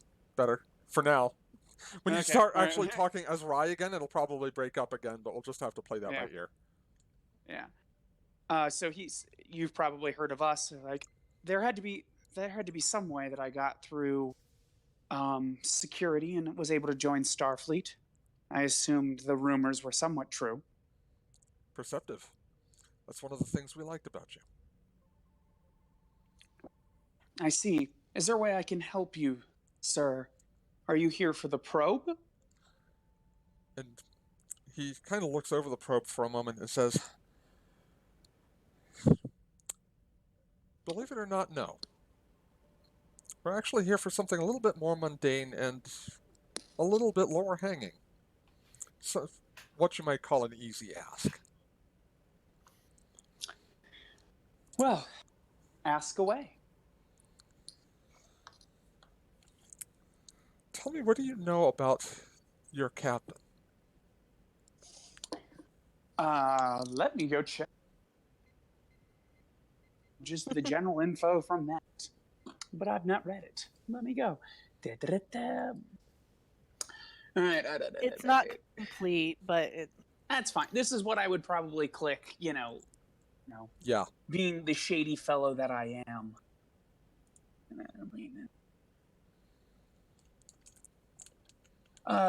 Commander West, Betazoid, thus capable of telepathy.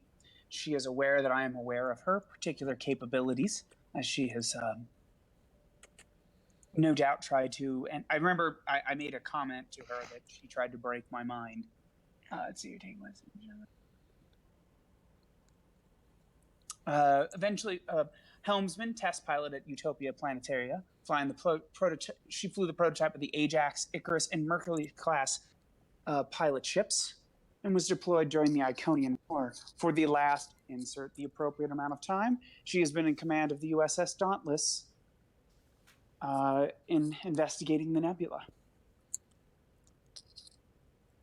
Is that something that Rye was able to recite from memory, or? Yeah, I would say Okay. if that's okay. I would say so, probably too, because with the intelligence background, although she was not deployed in the Well, war. She was yeah. she was fixing ships. Gotcha. Cool. So my character says whatever I would know. Okay. So that's a reasonable summary. Thank you. Now, according to our official personnel files, the captain is only empathic, but we have reason to suspect that that might not actually be the case. We suspect she may in fact be a full telepath. What we would like, Commander, is if you are able to discreetly get a gauge of the captain's telepathic abilities. As you are no doubt familiar in your own line of work, any level of telepathic ability could present a threat to Starfleet operations, as much as it would have presented a threat to the operations of the Romulan Star Empire. I will keep an eye out. Anything. We will see how we will see how well our relationship can help both Starfleet. We will see how your relationship helps Starfleet with me. Is there anything else I can do for you? As Rye assumes his personality again, is there anything else I can do for you, Lieutenant? No, I think that will be quite sufficient. Thank you, and please don't let me keep you any longer.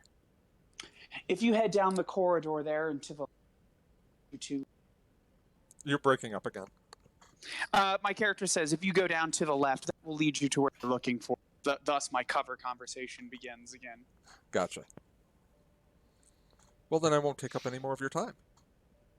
And he just kind of nods his head and starts walking away, kind of hands still behind his back at parade rest.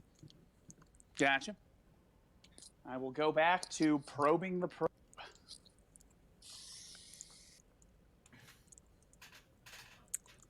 All right. Meanwhile, the Dauntless is a few minutes out from the edge of the system where that the coordinates indicated. Um, you're picking up a G-class star from this range. You'll have a better ability to scan once the Dauntless drops out of warp. A couple of days have passed. I just remember yeah, for all being intents and somewhat purposes, self-centered. yes. It's going to be a couple of days. So if anyone has anything they want to do in between now and then, I remember the security officer telling the captain may be kind of evil. Hey, what's up? oh, hang on, Baz is Well, not yeah. muted. So Baz, you're not muted. There, I muted him. Go ahead. no, so Shiana definitely delivered that report on the possibility of Rai having been Tal Shiar at some point.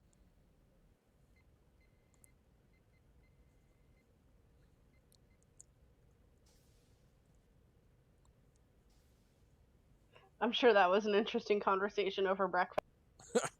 Sarah, you there? But Oh, I didn't know if you guys wanted to roleplay that conversation out or what. oh, we could. Yeah, You're I'm down down for that. Do you Okay, want to? great. Sure. Bianca will just be in her ready room.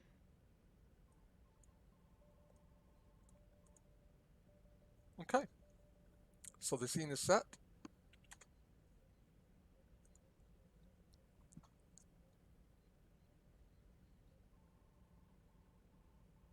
Do. Action. Do. Do. Okay, Hope- so Shiana comes to Bianca's ready room. Enter. Captain. What can I do for you, Shiana? I have a small additional report to deliver, necessarily related to the probe. All right. In the course of their examination of the probe, Dali and Rai had a conversation in which Dali observed a reaction to the question of whether he'd ever been Tal Shiar, that she believes means that he lied when he said no. You know, I've always suspected something.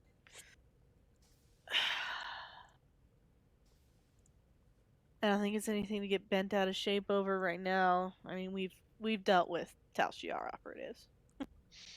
Yes, we have, Captain, and I'm just giving you a heads up so that you know that I will be keeping a closer eye on your first officer. Don't Science be too officer. obvious about it. Oh, sorry, science officer. Who's the first officer? Well, I'm being dumb right now. Damn, I got promoted. it was Crap. it was shoot, what was his name again? God, Sorry, bless it our was Bosch somebody Gazette who for- came on Thank board you. when I was like out of the game. Yeah. Bosch. Okay. Bosch Keeping is a closer. Gotcha. All right. I will be keeping a closer eye on our science officer, Captain. I just wanted to give you a heads up. Yeah, just don't be too obvious about it. And when am I ever too obvious? And Bianca just kind of like raises her eyebrows and she goes, "You really want me to answer that question?" Of course not. Of course not, sir. Ma'am, Captain. No, I will be discreet. And mostly I have asked Dali to continue pursuing actions and to report back. There's possibly somebody in the crew that the commander a little bit more than another Romulan. Well, I can tell you one thing for sure. He is hardened against telepathic intrusions. He is. Mm-hmm. That's I've tried. intense training. It is, but I mean, I've been telepathic, what, a month, 2 months now? But you're powerful, and well, it's just another check in the R column, isn't it? I don't know to what extent it all goes or what. I don't even know the circumstances surrounding how it even happened. But from what I could manage, he is very practiced.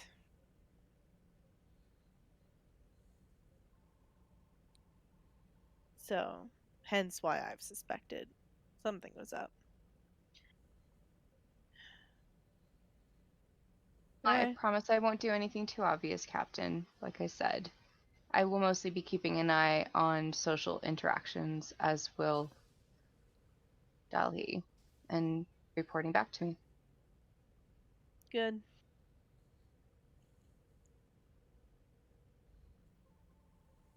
Alrighty, well.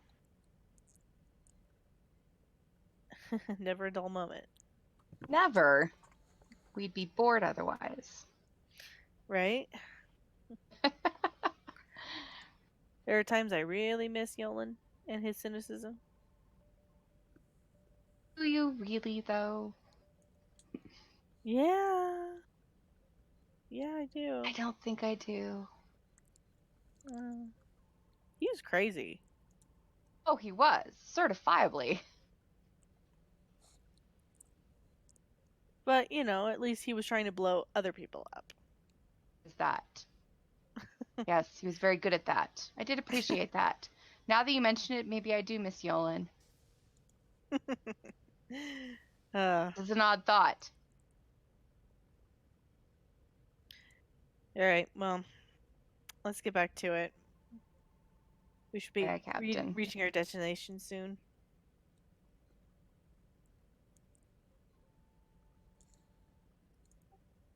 If you want, I'm good with stealing this scene with Jonas.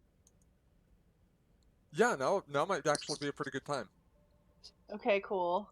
I would wait until after shift. Mm-hmm. Where would you be looking to meet up with him? I'm gonna go to his quarters. Okay. Push the chime.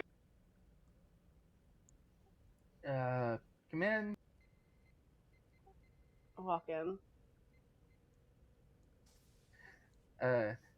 Jonas is currently sitting on the couch with the coffee table in front of him, and he's cleaning. He has a diagram pulled up on a data pad, and he has 2 different phasers that he's cleaning and doing stuff to on the coffee table in front of him. Busy work, basically. Busy work. Am I interrupting? No, not at all. I am trying to get a little more power out of the sun setting for this. I would tell you how, but I feel like you would rather figure it out on your own. And you'd be right. How are you doing? Confused, but good. What are you confused about? And can I help? Just the general state of this mission is odd.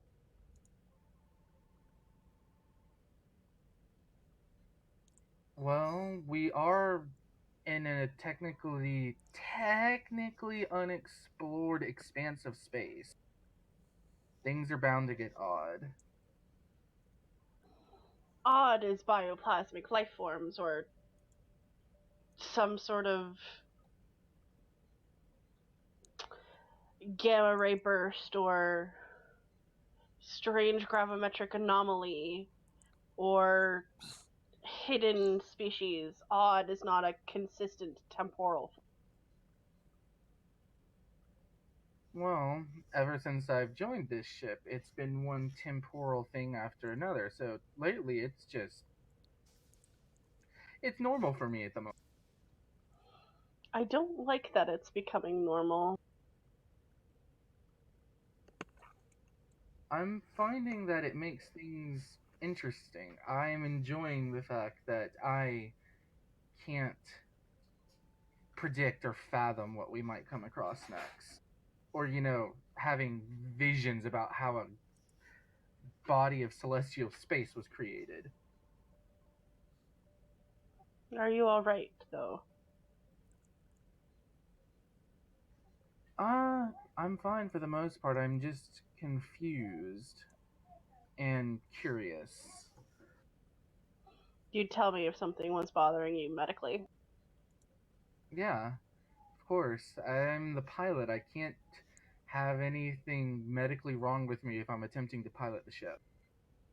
Plus, I'm pretty sure you'd get very angry with me if I didn't tell you. I would. That's true. And I do not want you to be angry at me. I don't remember the last time I was. But I feel like it would not be a pleasant experience. No, it probably wouldn't. And then I'd have the captain yelling at me or telling me I'm not allowed to pilot, and then she'd pilot, and then her first officer would get upset, and it would destabilize the entire chain of command. I'm pleased you have a grasp on how serious the situation is if you get sick. Jonas will snicker a little bit.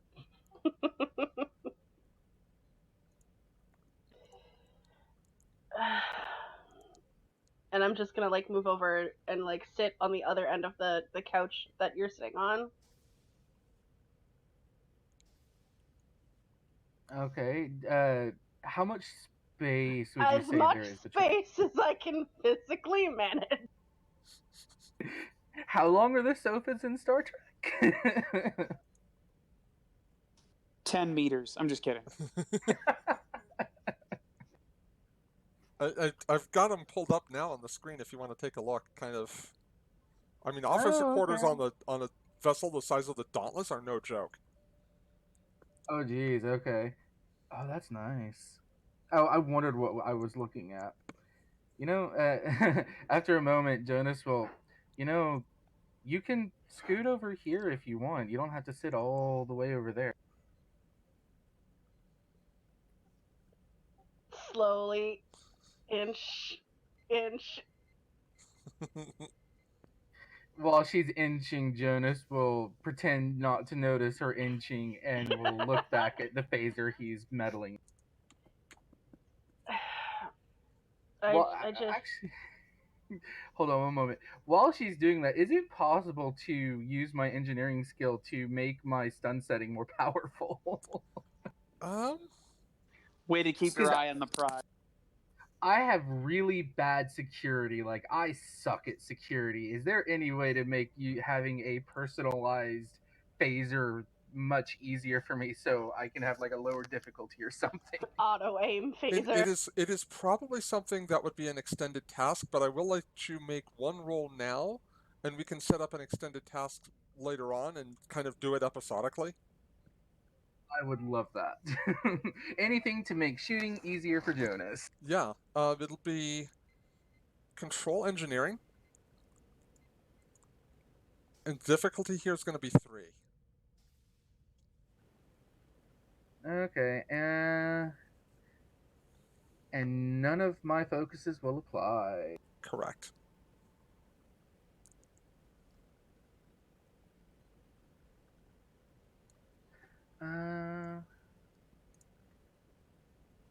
I'll save the momentum and just do the 2 roll. I'm not expecting anything. Okay.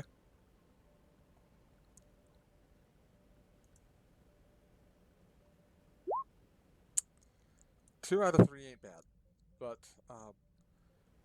you're just kind of at the tinkering stage at this point. You have a feeling there might be improvements you could make, not necessarily to the power setting, but possibly to the fire control system on the phaser. Has by this point has Dolly like scooted all the way over on the very long so Pretty much, yeah. Yeah. She's basically next to you at this point. Jonas will look up and go, see? This is fine. It is more convenient for conversation. It is. Now it doesn't look like we have to yell across the room for each other. In some cultures, that is considered dignified. In some cultures. Might get a noise complaint here. There's just like a slight head tilt of acknowledgement. I also found myself wanting to reassure you.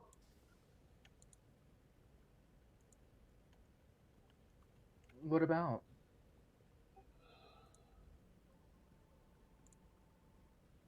Commander Rye is rather flippant with his dismissal towards your capabilities.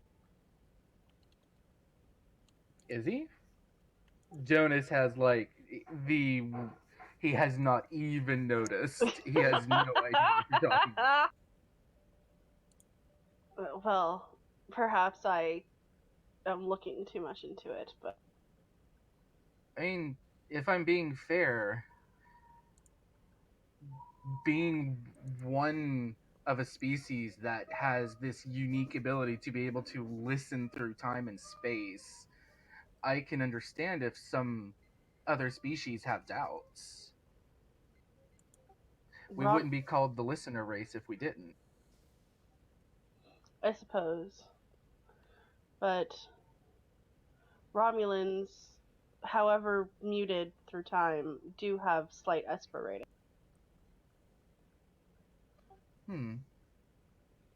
But it is sweet that you're defending my honor, as it were. Dolly just like kind of folds her arms and like gets this kind of like defiant look on her.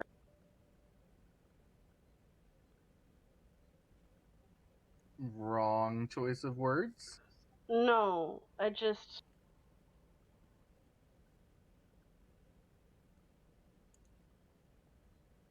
want to make sure that people are aware that you're capable. I appreciate that. I really do. I mean, I didn't get to be the pilot just off luck or anything. I am skilled. But You are. I will admit I've been using my capabilities to listen far more in this nebula than I have before in most of my existence. You should not strain yourself. It's not so much straining as stretching a muscle I never really used before or had reason to use. But still, at some point, when it is convenient, I should probably take a full biometric scan to make sure that you're not doing damage to yourself. I would actually be curious to see if you can actually measure that. Would be interesting to find out. Great. We'll make it a date. Your consistent usage of that term is confusing. It applies to the situation, doesn't it? An appointment? I suppose, but usually most people use it in a romantic sense. Do you find being medically scanned romantic? Not necessarily, but when it's done by the right person, it can be. You are looking into the entirety of my physicality. There's just like a slow blink and like a growing blush. Oh. By the way, if you turn the setting slightly more, approximately 3 degrees to the left, you can widen the band of your face. And I think you're trying to change the subject. On that note, though, Dolly, give me a control engineering assist roll. Oh, good. Yes, I love the assist. Great. That's awesome.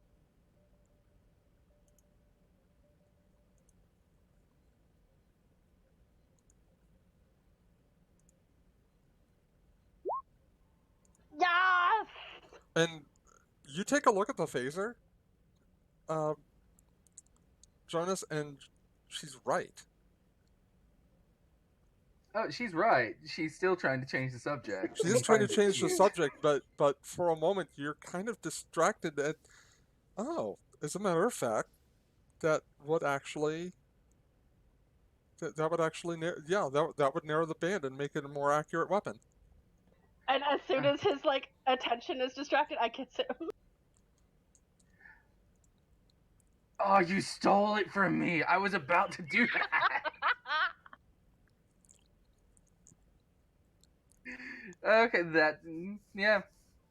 Oh, That's I was perfect. muted and I had the highest pitched cackle just now. We can totally call scene there. All right. Yeah, that was good. Then I'm going to put us on the bridge. -1 momentum for the scene change.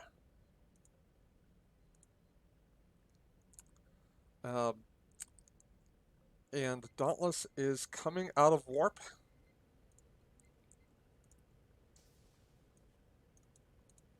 Whee!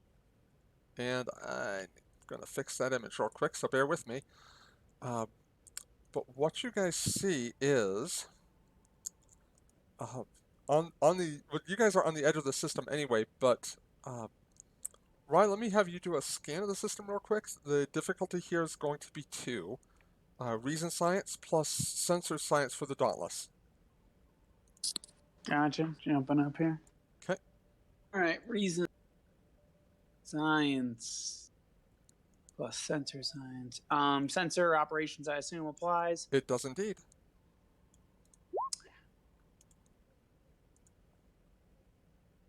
All right, so I have 1 success. The Dauntless is sensor science? It is, yes. Oh no, who did we lose? Oh, we lost Kate for a second. She'll probably be back. So we have 1 success, it seems. Okay, so what I'm going to do is I'm going to give myself 2 threat and give you guys success at a cost. Okay, that sounds fair, yeah. The scan of the system indicates it's a G-class star, stable. Most of the planets are in an orbit, in an ecliptic, basically in an orbital plane, about even with the star's rotation, with the exception of one planet, or what used to be one planet, that looks like it has been cracked open. Huh. And that planet has gone. Okay, Kate said she's having internet problems. Has what? Oh, okay. Internet problems. She's having net problems. Oh, sorry.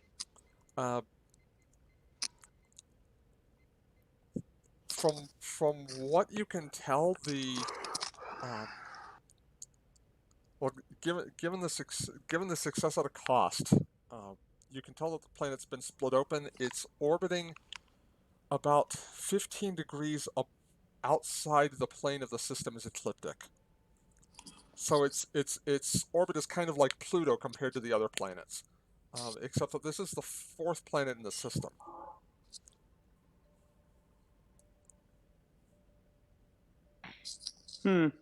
I will relay that. So, Captain, this planet has been suffered severe seismic stress. There you go. That's a good way to narrate it. And So it has shook an itself altered. apart? That is my just on the meta level. That's me trying to Trek speak it. I don't want to add any that's the actually what happened. So I was just trying to sound cool. Sorry, guys. No, it's That's fine. all right. It's my job to like sum it down into captain speak, like Pike. Like speak to me in captain. Like that's what I really liked about Pike is that he's like okay, I love that you're smart, but you need to translate that for me. Yeah, so detailed scan, I would not be able to know if it would be able to, if it is directly as a result of a seismic activity. But no doubt, whatever caused this definitely did cause a lot of stress to the planet. Hence why it's in half. The Lieutenant Commander, do we know the composition of the planet? I will scan. Yeah, I'll let you do a different scan with this. The difficulty will be still 2. Cool. Jump up over there. Focus will still apply. Yeah, no. And it'll still be sensor science for Dauntless. All right, I have 3 successes that time. Nice. There we are. Money. And I need someone to roll for the ship. I'll be right back. Okay. Gotcha. Sarah, let's have you roll for Dauntless if we could. Sure, sensor science. Yep. I already have those highlighted. Okay. Nice roll. You guys are up to 5 momentum. Oh, The yeah. planet had a nickel iron core similar to Earth's. Mm-hmm. Still warmer than... The core is still warmer than the outside of the planet, although it's experienced significant cooling due to its due to the exposure.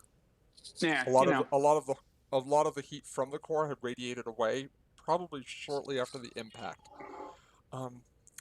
You are detecting traces of an artificial construct near what may have been the impact site, or where it finally would have come to rest.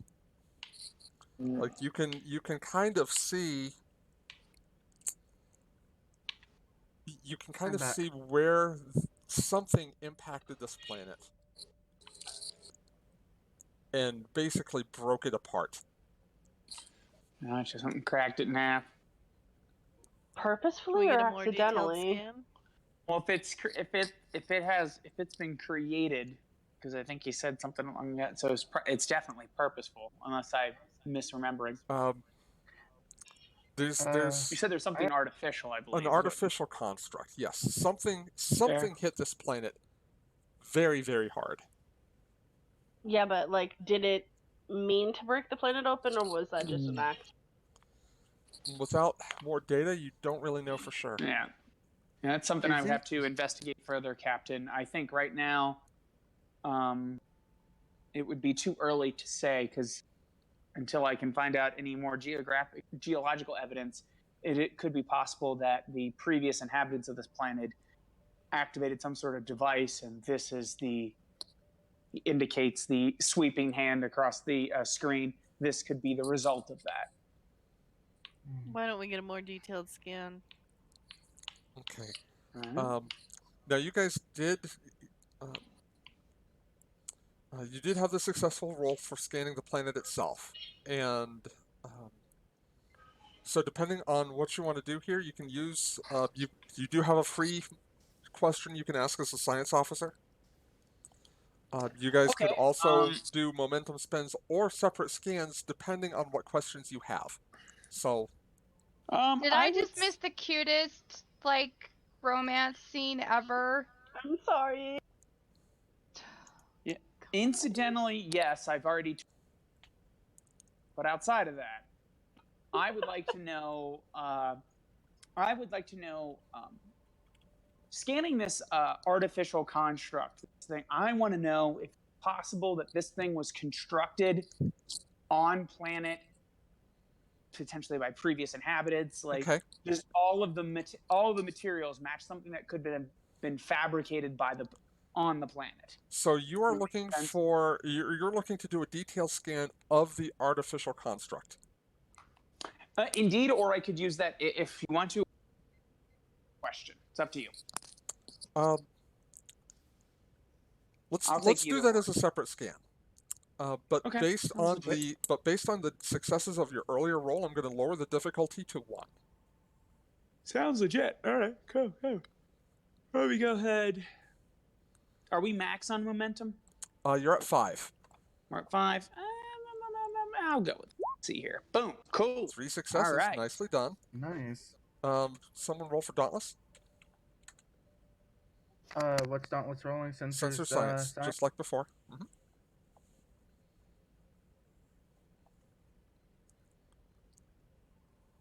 Okay. The materials in the construct don't match any raw materials you find scanning the rest of the planet. However, they do match up with earlier scans of the derelict. Gotcha, Captain. The construct that is located on the planet was not constructed by any potential inhabitants of the planet. It matches scans of the derelict, so it is most likely that they came from that. And also, I will add, based on the success that you got from that roll, that this object, that was the impactor. And I think I may have said this already, but just to reiterate, it is located close to the core of the planet. Gotcha. Okay, so this object is most likely the source of this all this devastation. Yes. So it's either the remains of the derelict or a piece of the derelict that basically cleaved into this. I'm gonna, and if correct me if I'm wrong, Estia, I'll go ahead and spend the point for that. You don't have to. Free question. Okay, cool. Was this device was deployed here purposely? It's not just like a piece of debris that, so is it a piece of debris or was it put there? Based on the scan, it is a piece of the original ring that you guys found near the epicenter. That was projected that was projected accidentally, with no preset course, impacted this planet with enough force to shatter it. Based on Rye's calculations, it would have been moving at a significant fraction of the speed of light when it hit. Yeah, so it didn't start from here; it ended up here. Correct. Mm. Can Jonas listen? You can. Insight will be insight command. The difficulty will be 2.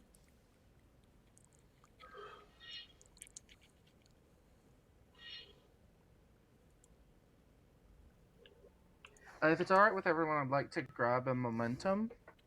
Go for it. And your attunement focus applies here. Alright, thank you. You need to get bold command or something so you can do reroll. Okay. You got your momentum back. You get the same sense from this object that you've gotten from the first derelict that the Dauntless visited. Okay, so it belongs, but it doesn't belong. It belongs, but only in the same sense that, it's actually been here for 100,000 years. Despite the fact that, like the derelict, it is time. There's an element to it that's time shifted. Okay.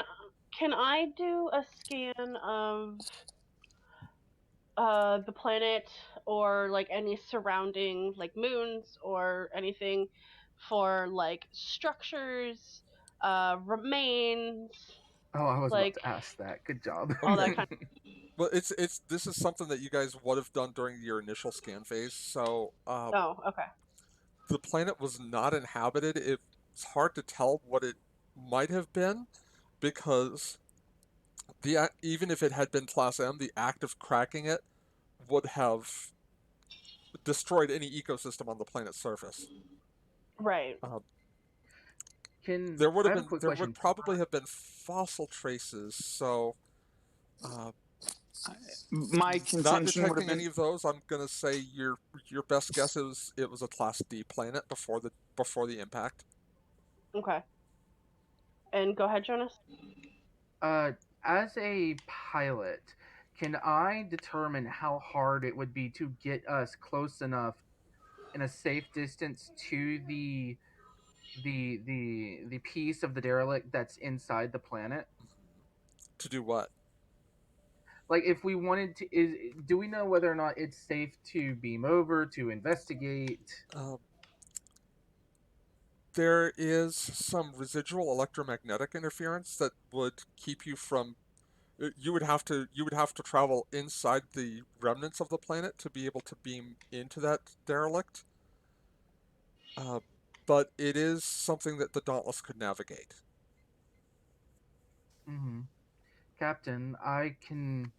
It is possible if we wanted to try and get a closer look at the piece of the derelict, I could navigate our way to it. I wouldn't.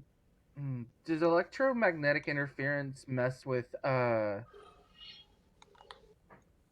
beaming technology? The level of EMI that is in this area is enough to make transport not really a safe option from where the Dauntless is now. You would need to close to within probably about 1,000 kilometers. If Captain, if we did get close enough, we would have to be about 1,000 kilometers close to it in order to safely transport. Otherwise, I would suggest taking a small away team over on the level. That sounds like the better option, to be honest. And with your permission, I would like to be piloting the level, just to be safe. I concur. Can I do a wider scan of the system to see if there are any inhabited planets? I'm actually going to say this is something that you guys would have done as part of your initial scan when you the one that where you got success at a cost. There are no Class M planets in this system. Are there any artificial structures? No artificial structures aside from the one that you've detected buried in this planet. So there's no apparent life in this section of the... No intelligent life in this system. Except for you guys. Forgive me, this is a dumb question because I No, not at all. had You to were be you were offline. you were offline for a few minutes, yeah. So this is a piece of the derelict that slammed into this planet. Yes. Hard enough to At crack it open. approximately hard enough to crack it open, but with like the same timestamp on that event, basically that we have on when the derelict arrived. Correct? With approximate to within probably 100 years or so, yes. Okay. So do you remember? Is there any way for us to backtrack the trajectory of like that piece of the derelict the same way that we backtracked like the derelict itself? Like, and are there like to model out across these multiple systems where other pieces of it might be? Does that make any sense?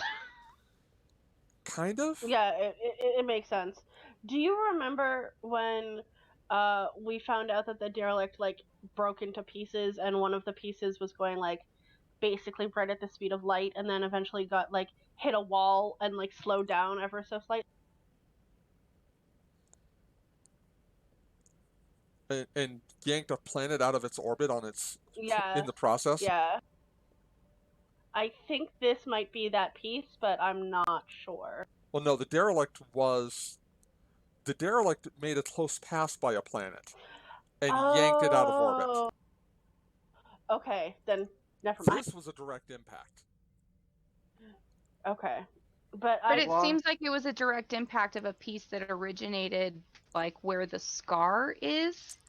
Which is also where the derelict came from. But that's like what I think I'm trying to figure out. Like both like pieces. It seems like both pieces that you've discovered so far have come from the same location. They went in different directions. And that's the interesting thing to me. That's what I want to investigate further. If we pull up Jonas's crystal vision map, does this coincide with one of the pieces? yes, I believe so. Yes. you guys are in a system that corresponds to one of the gems that Jonas saw in his vision. And how many pieces were there in total? I want to say, well, I don't have to guess. We can just pull it up here. Hang on. I was about to go looking for it. Jonas knows. 6, 9. Roughly 17. Okay, so we have 15 more to find. Possibly. Well, while all of this is going on, can I be very carefully maneuvering the ship to get as close as possible? Yes. Give me a control con roll. Dauntless will assist with engines con. How close are you looking to? Where are you looking to position the ship? We're not going to be beaming in, so close enough so that me and an away team on the level could go over. Okay. Maybe you could just in detach the orbit. level from where you are now, if that makes sense. That's actually a good question. Do we want to get the big ship? Do we want to get the Dauntless closer and then detach the level, or detach the level farther away, like here? I think okay, so this is such a crude description. If the planet is like a Pac-Man, Okay. right? I think we want to put the Dauntless kind of close to the mouth area, Without and then necessarily being in it. yeah, without necessarily being in it. Okay. If that makes sense. It does. Yes. Descriptions for the win. So you're based on what you're talking about, the Dauntless would basically be out around here. And I'll put it on the screen here.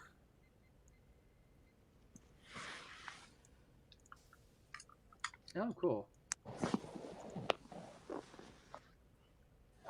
Is that kind of what you're looking for?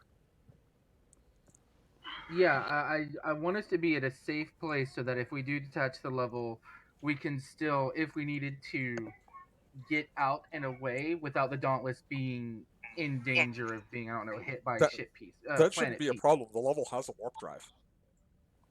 Okay, cool. Permission to head to the level, Captain. Granted. Who's going with? Put on. I'm assuming Shiana is going along with Plakir because they went on the original. I mean, if we want it to just be the original derelict group, it would be Jonas, Shiana, Plakir, and I. That does seem like a fairly good group, although we do have Rye now, who might be useful as well. Yeah, we do have our science officer. So let's bring him along as well. Yeah. Sounds legit. All right, so EV suits, and Jonas is gonna have his testaphaser coming with him. Just and grav boots.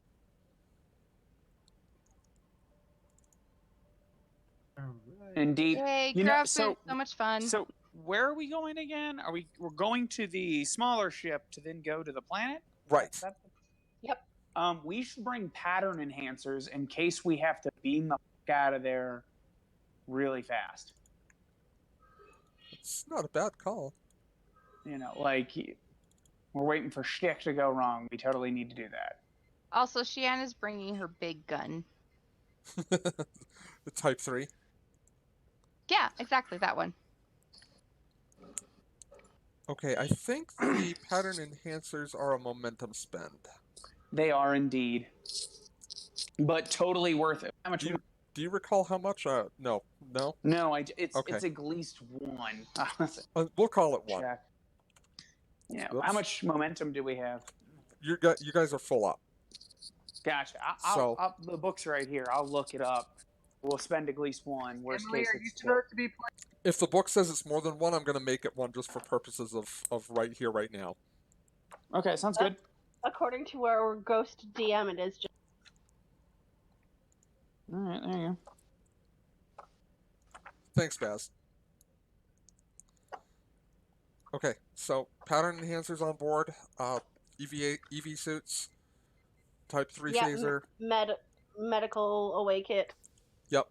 Is it possible to bring a like an engineering-based tricorder to scan? An engineering kit is something that normally an engineer would carry with them. You could pick one up from engineering, though. That would be easy enough to do. Engineering is on your way to the level. Okay, cool. Because I mean, I have a good engineering score, and in case I have the ancient technology thing, so if we need to, I can engineer. Okay. I mean, when in doubt, just hit it with a bigger hammer. Yeah, Jonas I have will look at standard... anyone who says that and says no. I have the standard science officer beat down kit plus my personal device that I have, which is that's for star stuff and gravity stuff. But in case it comes up, fairly well prepared. Give me just one moment. I need to help the kids with their lunch. It'll just take a second. No, that's all right. I gotta be right back too. So when we come back, we will have you guys do a quick helm roll, and then we'll probably be on the surface unless you really bungled that roll, in which case things really get interesting. I'm sorry you missed the cute moment, Kate. What was the last thing you heard? The sound of Rye gagging. You had just done an assist roll to help him with his phaser. Yeah, and then and then as soon as he looked away to try and realign it, I kissed.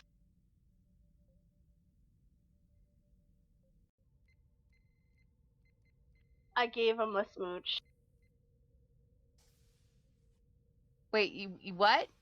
I gave him a smooch as soon as he went to. I missed this. Oh my gosh. Well, we all weren't there in character watching. I'll expect full deets later. Shiana will be getting full deets later. Correct. Shiana is Dahli's only quote unquote girlfriend.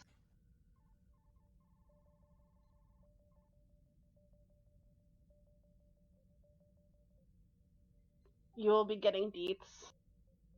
Okay, I'm back. So waiting on Journey.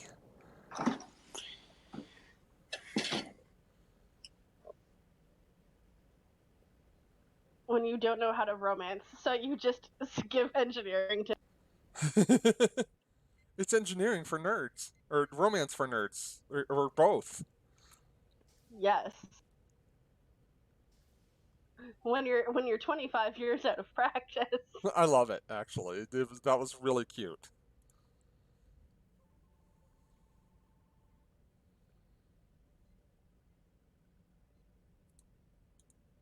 Both of us are just like, how do we do this? We want this to happen, but neither of us are good at communicating. Right? No, it's perfect. Yeah. I've called this since game 1.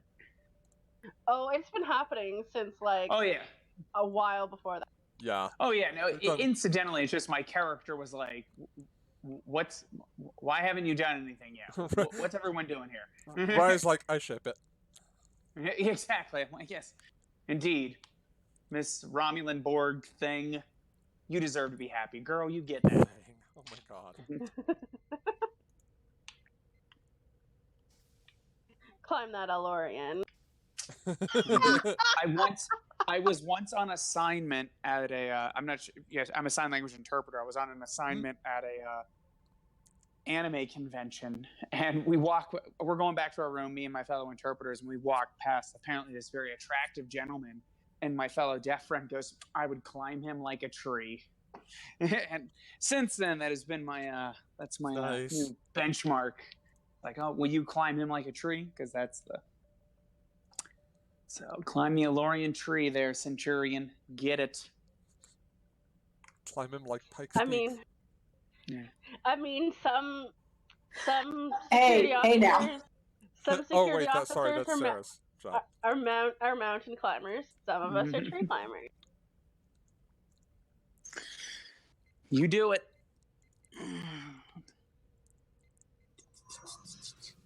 So one of my best friends, one of his favorite euphemisms is bang it like a screen door in a hurricane.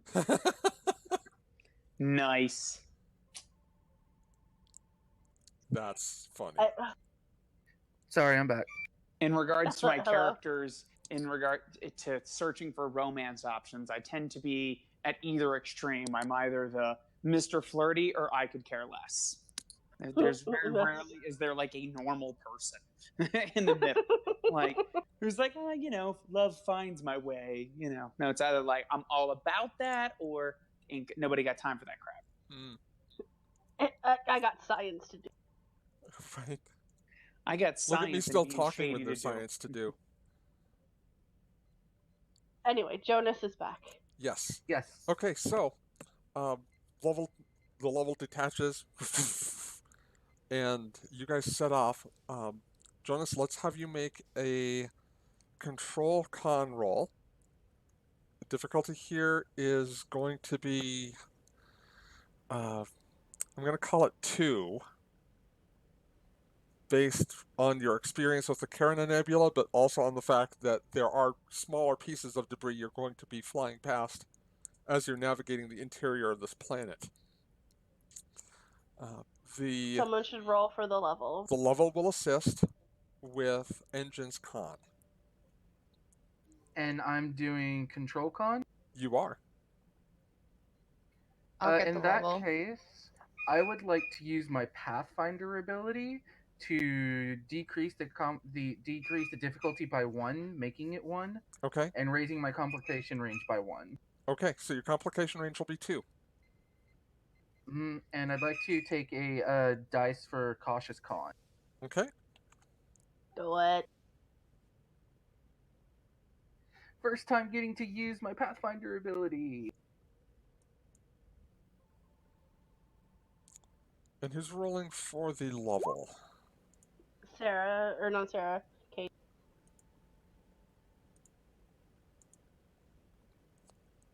Okay, well, 4 successes from difficulty 2 means you guys are back up at max momentum. Difficulty 1. Oh, that's true. Okay, good call. And you guys have a bonus momentum, but if there's something you want to do with that now. He uses it to do a cool turn. Cool turn. If there's a way to use that to make navigation easier, if we have to, for some reason, get out quickly, I'd like to make an advantage so we have an escape route plotted just in case. Okay, so yeah, that's an easy advantage to create. You guys have an escape route plotted as long as no external forces act to move anything from where it is in relation to the planet right now.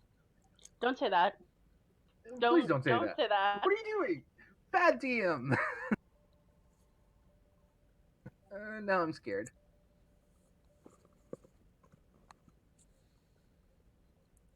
But without any incident, you do make it to the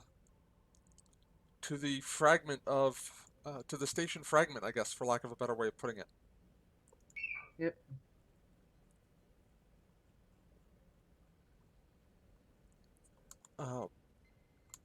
And actually, Rye, from here, I'm going to have you give me a reason science check as well. Difficulty, again, 2, and the level will assist with sensor science. Yes, sir. All right. Go ahead and roll that.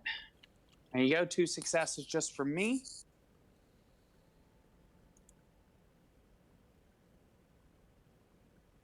So if someone wants to roll for that level, I heard level. That's what Level, I keep hearing. yeah.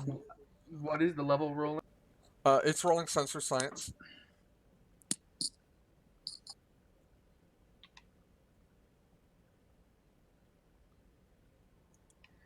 Does the level have a focus in sensor science? Ships always have a focus. Okay, just making sure because it said no for focuses. Yeah, no worries.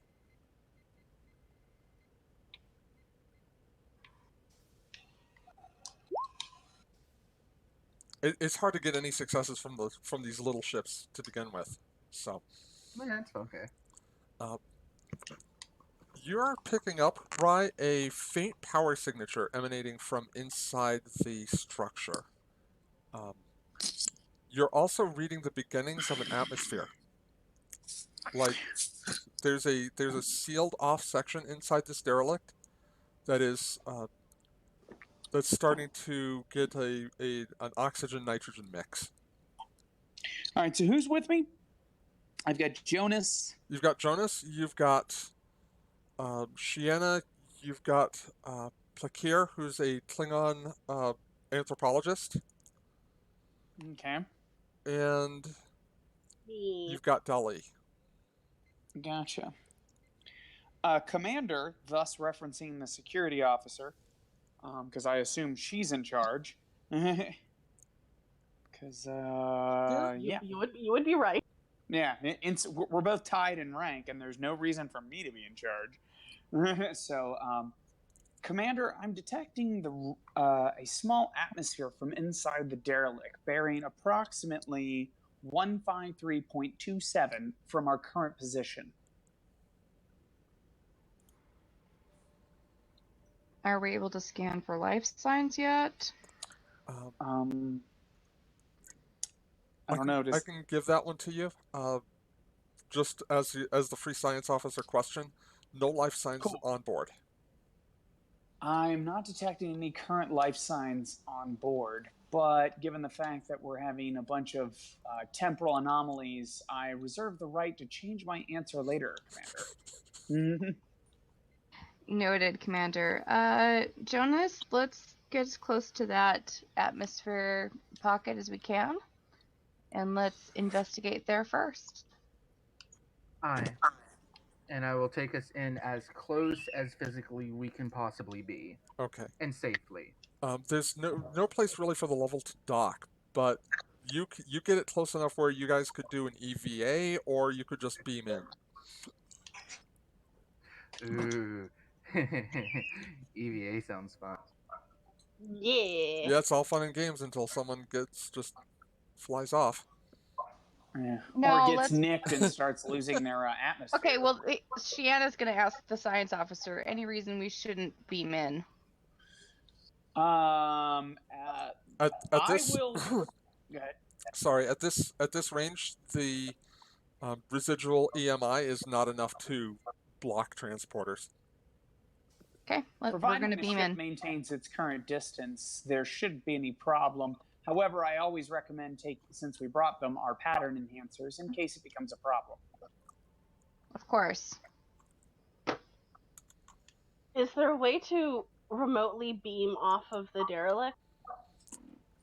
Well, with the pattern enhancers, in theory, the ship will be able, as in the Dauntless, might even be able to pick us up. At least that's my assumption. So are you saying that somebody needs to stay on board the level? Yeah, I'm not sure if someone needs to stay on board the level. I think you can do a remote transport. Yeah, that was always my understanding. Can we say we brought a random Helms crewman guy to be our dude on the ship? Yeah, that's fine. This is a perfect time for crewman Joey to, earn his keep. Sorry, what were you saying, Jonas? I was gonna say, isn't it possible to use a command word or something and then have the level itself beam us into the ship?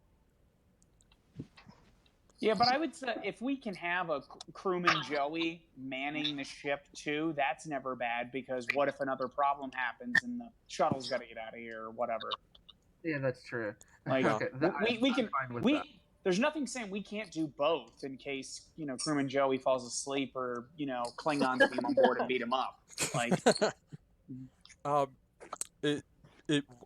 am gonna make it a created advantage. So I am gonna make a momentum spend for it. For crewman That's fine. Joey or For the crewman program? Joey, yes. Sounds legit. That's fine. I'm all for. That's actually what. Dolly is just gonna look at Jonas and like give kind of like the slightest disappointed look at the fact that we're not gonna EVA out into the derelict. Jonas is just gonna like share the look and shrug and look over to Shienna and wait for orders. Incidentally, I'm gonna wait since I have Way of the Dara, and I've already commented on my clear sexual tension in this situation. The second the Centurion looks at me, I'm gonna give her a knowing smile. God damn it! I hate you. Like, Other than that, that's all I'm doing. Not Okay. Just Jonas, notice this smile. All right. Everybody's suited up. Let's Jonas check out another piece of the derelict. Jonas wants to roll to see if he notices. Yeah, I'm trying to be passively subtle about it, but not potential former Tal Shiar operative subtle about it at all. Oh my god! Wait! Is this smirk like I see you two flirting smirk, or is this is this smirk like I want to get in on it smirk? No, I see you two flirting. I am I'm not getting in the middle of that. That's all props. You already think I'm a Tal Shiar operative. This is a good way to throw her off the scent. No. All right, so beaming over. And so, yes, back to game, back to the mission at hand.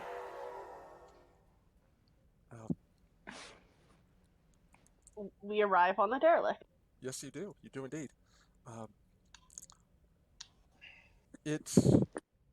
There appear to be low power levels in the room that you all beam into. The room itself looks fairly intact. This structure must have had inertial dampening capabilities well beyond anything the Federation has currently, in order for any part of this derelict to have survived the impact at all in the first place, and the sudden deceleration from relativistic speeds. Impressive, my character will note. That this place is still anyway intact. I'm immediately going to start scanning for remains or like body parts or anything. Okay. Let me have you do a reason medicine scan. Difficulty 1. I'm assuming I have a focus. I think that's a fair supposition.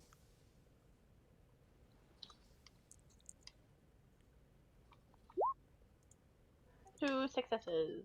Okay. Not picking up any residual traces of life signs. It looks like this. It actually. You think this section may have been abandoned? Possibly before whatever caused the ring to break apart. Whatever. Like they had enough warning. Like they had enough warning to abandon the structure. Interesting. I will share that with the group. We should check any log entries that we can find. Yeah, let's download all data that we can from any of their computers. As you guys start. Oh, go ahead. GM. Yeah. I'm not sure if this is actually you might give it to us anyway, but since I spent all last night, or at least one of the nights, digging in the probe, I'm probably somewhat familiar with how they encrypt information. so therefore should be able to not- access easier. Not really Like- familiar with encryption, any encryption algorithms they would have used, because the data on that beacon was unencrypted. Yeah. Well, okay. So what I mean is that the way things are coded in the future, like how we code information, like now Right. is probably different than we did 50 years Just in ago. terms of programming language, I kind of see where you're going with that. Yeah, and if it doesn't make any difference, like it's like one line of dialogue my character has, like, oh, here, I'll handle it because blah blah blah blah. I could see where it would counteract any difficulty increase I would otherwise give you. Yeah, for being unfamiliar with it. So yeah, that serves a purpose. You guys start kind of how you're going about like working with these consoles. I would like to first off see if I don't know if we established this yet because I was having people talk to me on this end, but is there power still coursing through any of this? There are A little bit, yeah. There is enough power to run the consoles from the look of things. Okay, then like it's low, it's a low power level, but it's enough to have established life support. Like the atmosphere in this room right now is breathable. I'm going to suggest that the anthropologist do her job. And if she Pretty would much. like, Why she's if she here. would like assistance with an ancient technology expert, I can give that. Plus, I'm already familiar with these consoles. Yeah, no, she's happy to help. She's just going to set up tricorder scans and start kind of doing a tricorder / visual examination of the area. Can I, while Pluckier is doing that, can I just do like a general like perimeter sweep to see if like there's pictures or like any sort of like like not like exactly artifacts, but like just like general like like just like basically like find anything of like signs of life, signs of entertainment, signs of like signs that people were may here. have been. Yeah. Well, we found logs, or in theory we will. Yeah, but like I'm also looking for like visual representation of like who may have been. Yeah. I would say I would have you do a reason. Let's call this take your pick, either reason science or reason command. Ooh, I will take reason command. Okay. And the difficulty here is going to be 1. Okay, would xenopsychology apply for this? Yeah, actually, I would say yeah. Like, okay, cool. In 2,000 years in the future, we've probably assimilated, added to the Federation a few more races. Assimilated, that's the good word. Yeah. I mean, actually, technically, yes. And it's actually the word we should use. Yeah, it's just a difference of consent, really, the whole assimilation process. Yeah, exactly. And sorry, what was the difficulty? It's difficulty 1. Okay. I'm going to still take an extra momentum if that's cool. Sure.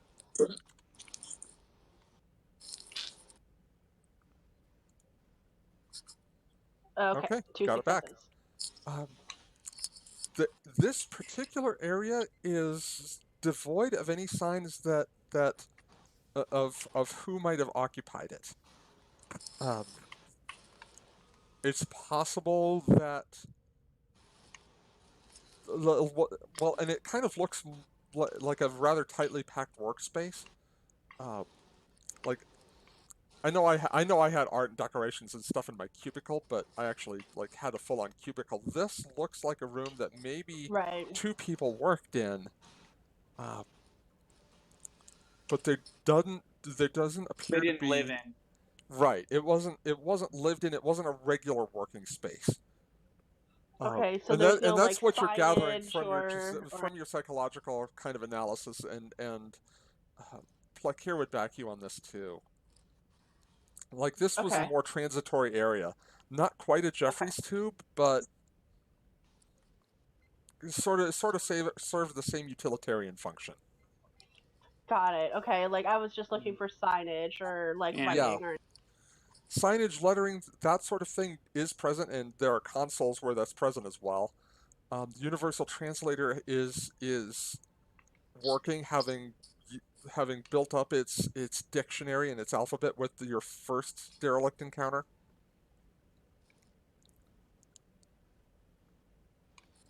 Okay, that's fine.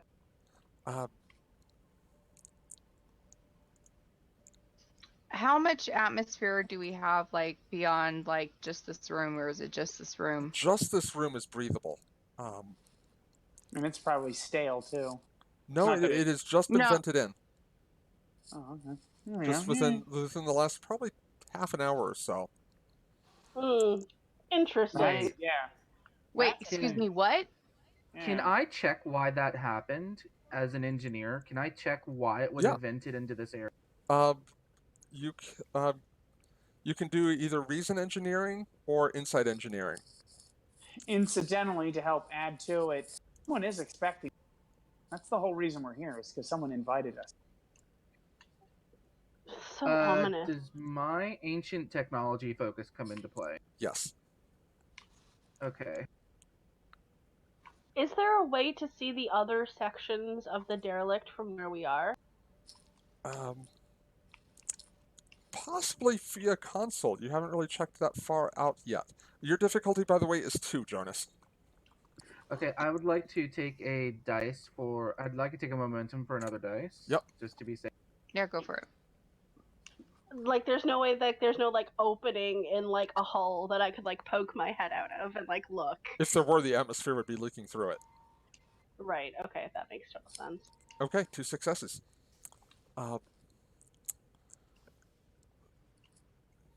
You figure that the life support for this room, at least, came online probably when you first picked up the power reading from this part of the derelict.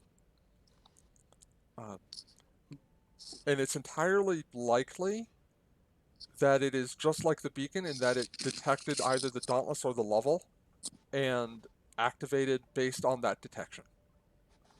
Is it possible to find any sequence commands and or orders or programs that would have activated once we were close enough? Is it possible to find a fingerprint or something? Actually, how are you looking for it? Are you like scanning, starting, like working on have an idea. consoles?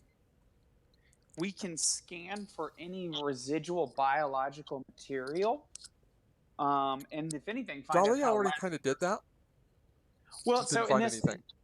Okay, so what I was to finish my thought real fast Sorry, is that if we did find any, we can use essentially knowing the half-life of carbon, we can determine how long it's degraded and when was the last person here. Like how long. I thought he meant like a digital fingerprint. I meant a digital fingerprint. There you go. Totally different idea. Sorry, yeah. I wanted to, like, if someone input like a program or a code so that once we were in range, the computers would activate and the power would come on. Yeah, like that's what I want to find. Like, what is detecting our signal kind of thing? Gotcha. Like, what is looking for us? So, at this stage, I'm going to say at this stage, Dali and Jonas are kind of looking at each other like, and one of the two of you voices this, like, what is detecting our presence here? And you hear just the slightest hum as a hollow emitter activates, and a holographic projection of what looks like a Lucari appears in front of all of you. Quick question. What is a Lucari? Hang on just a moment. I will pull that up for you. Okay. We haven't really encountered them like in this timeline quite. Like, they're brand new to the Federation. Correct. So it makes sense why, like, Jonas is like, oh, what? Well, no, that was me as a player. But also... But you can see what a Lucari looks like. I just posted a link to an image in the Discord chat. Oh! I wanted to play one of these. So, there you go. Okay, cool. I wanted to play one of these species. And, you That's know, interesting. Sure, it's a hologram, but Shanna's rifle is sure up. Turning to face the hologram. Does the hologram do anything? Yeah, both of us. Oh, yeah, hello.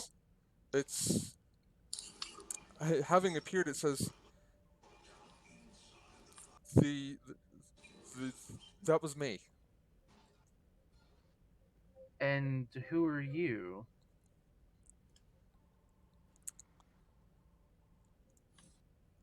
You may call me, or I am a Starfleet Dynamic Knowledge Repository, but you may refer to me as Dynor.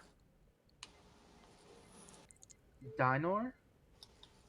Yeah, Dynore. Dynor. It's a pleasure to meet you, Dynor. You brought us here? I did not bring you here. I merely activated the systems inside this room when I detected the presence of your vessel. Okay. Jonas is trying to hold back a lot of questions, so he's gonna look at Plakir and then he's gonna look at at Shien. Dinor, Are are you you- aware of the beacon with the coordinates to this planet that led us here?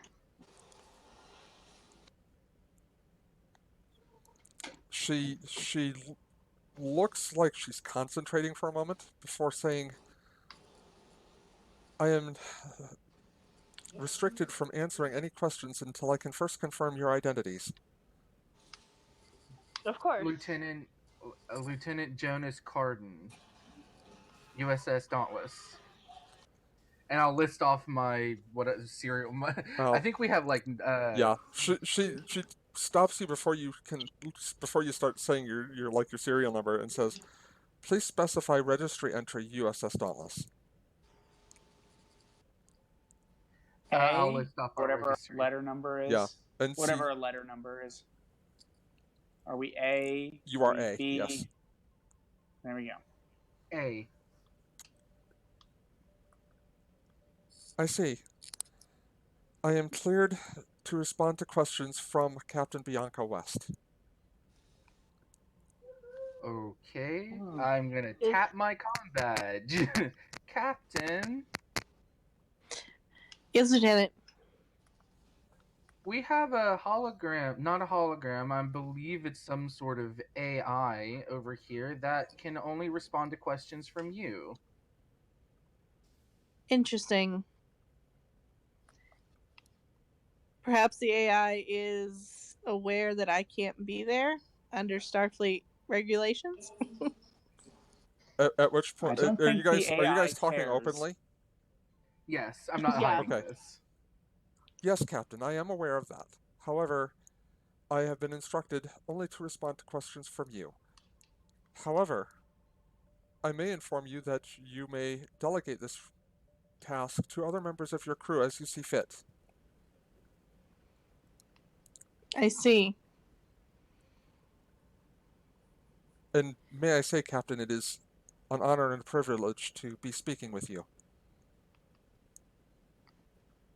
Thanks. I think.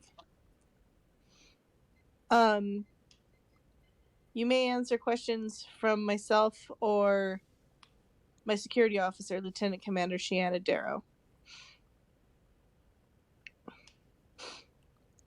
Very well. Bianca's going to keep the communication line open, though. Yeah. And then I'm just gonna nod to Shanna, to repeat her question from before. What was my question from before? Right, Probe. I can't remember it Oh, either. the probe. If she sent the probe. Oh, okay. Basically. Without Shiana having to reiterate the question, Dinor says, to answer your earlier question, Commander, I was not aware of any probe that was directed, or I was not aware of any probe that was that would have directed you this way. However, the information in my repository was designed to be strictly quarantined to prevent accidental violation of the Temporal Prime Directive. Oh, that's not good. That's definitely not good. are you hardwired to this piece of this ship, or are you transportable? Can we take you back to Dauntless or not?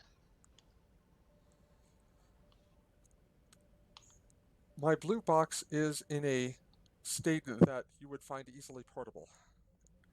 However, I would caution you against transporting me to the Dauntless, as that would violate the Temporal Prime Directive. Are we bound by the Temporal Prime Directive? Like, Yes, Please. yes, 1000%. oh, Please, like, please elaborate on possible infractions to the Temporal Prime Directive.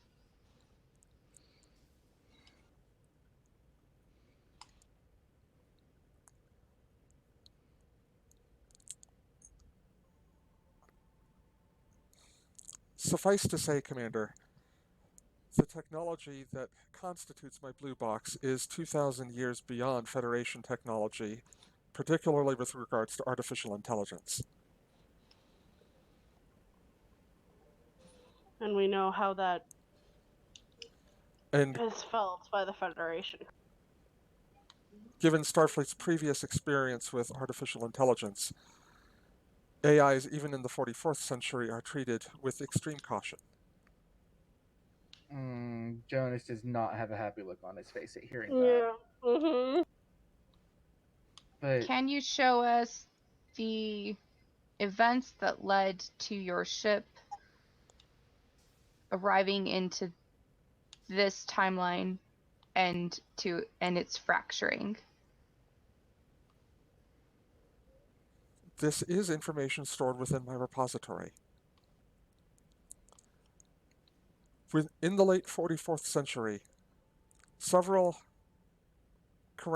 nearly all Federation worlds were devastated by asteroids traveling at high relativistic velocities. Romulan, Federation, Klingon, Dominion, and even Borg worlds were hit. This was an unforeseen event for us, as by this point the Milky Way galaxy indeed had been at peace for nearly a millennium. Our governments began to evacuate remaining populations to the Solony and Janolan Dyson spheres. A year later, those were destroyed by neutron star impacts.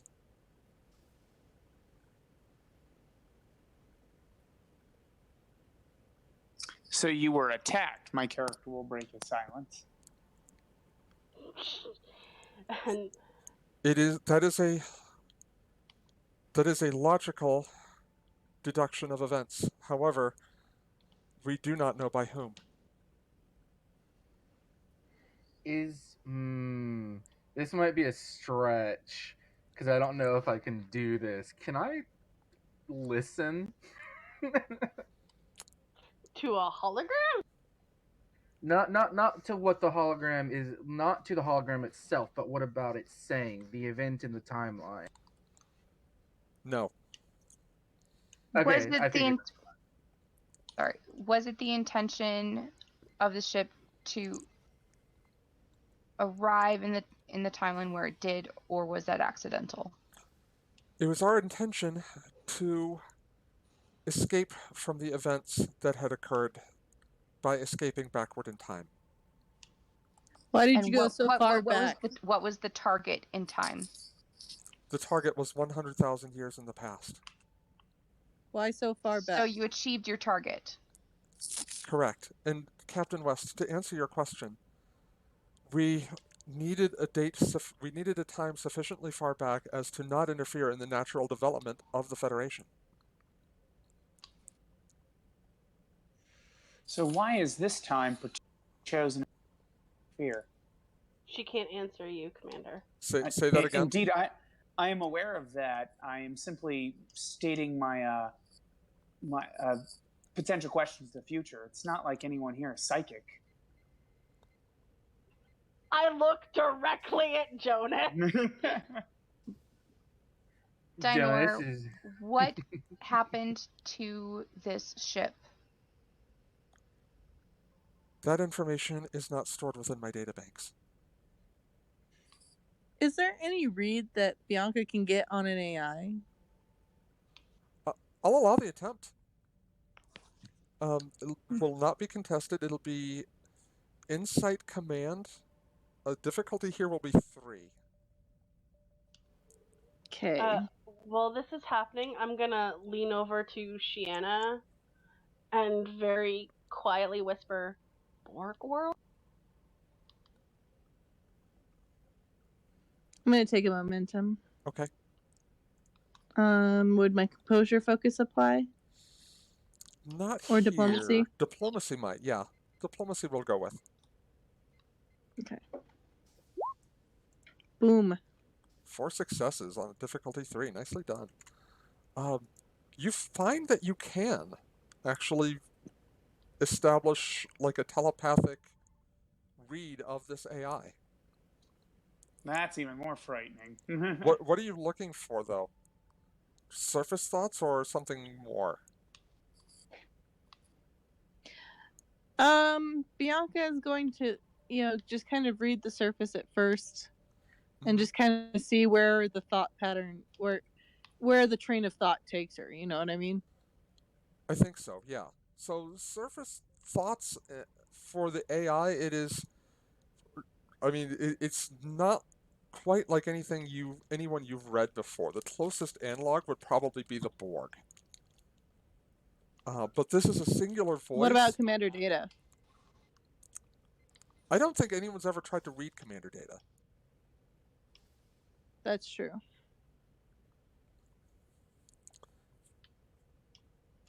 But the fact that you can read this AI at all indicates that there may be some organic component in addition to the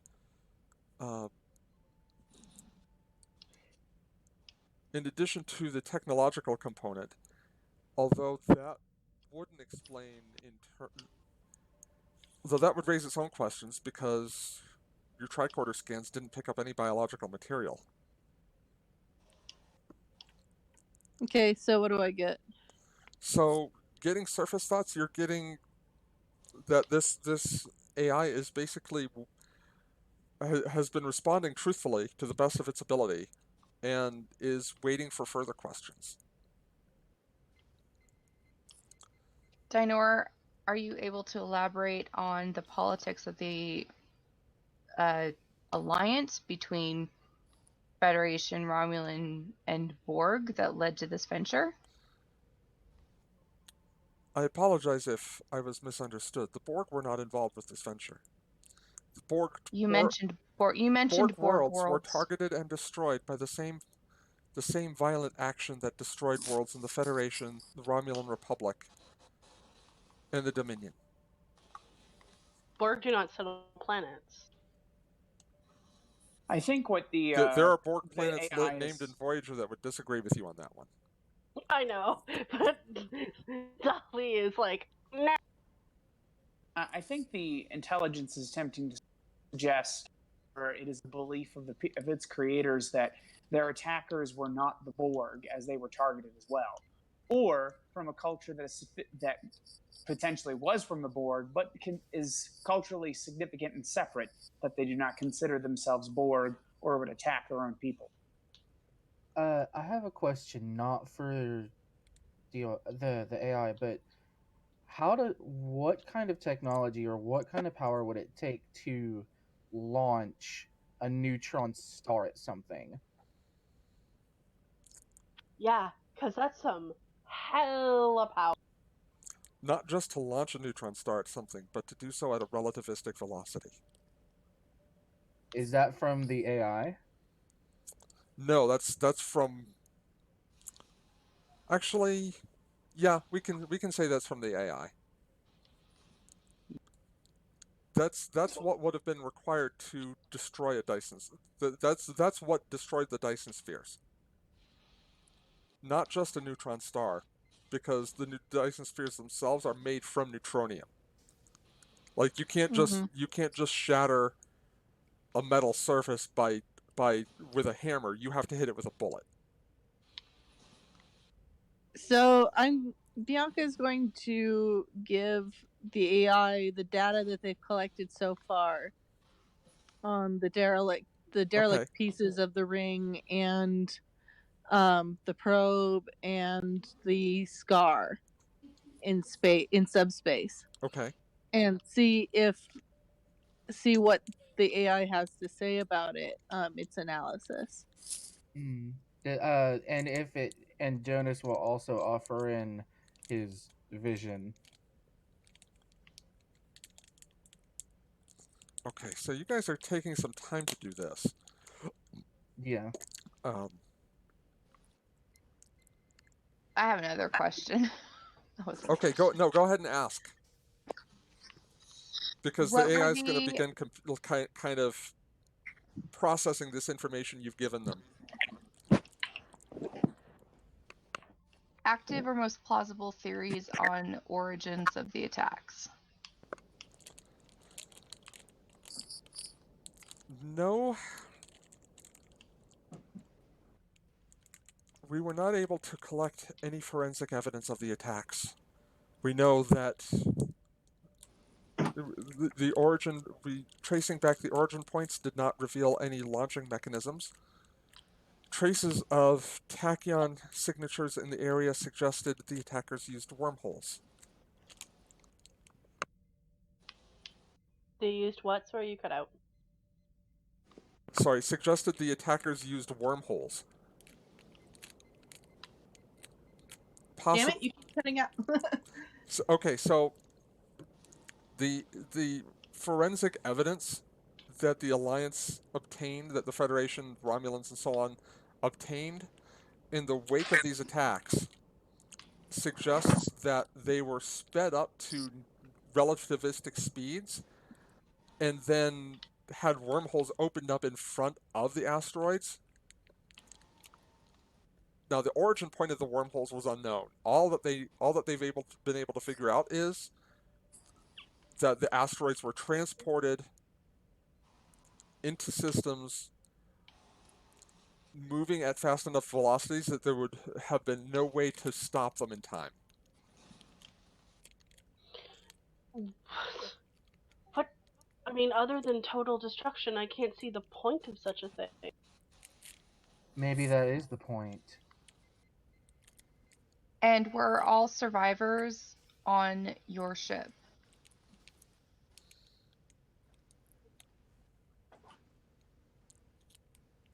Unknown. How many other ships were sent back in time?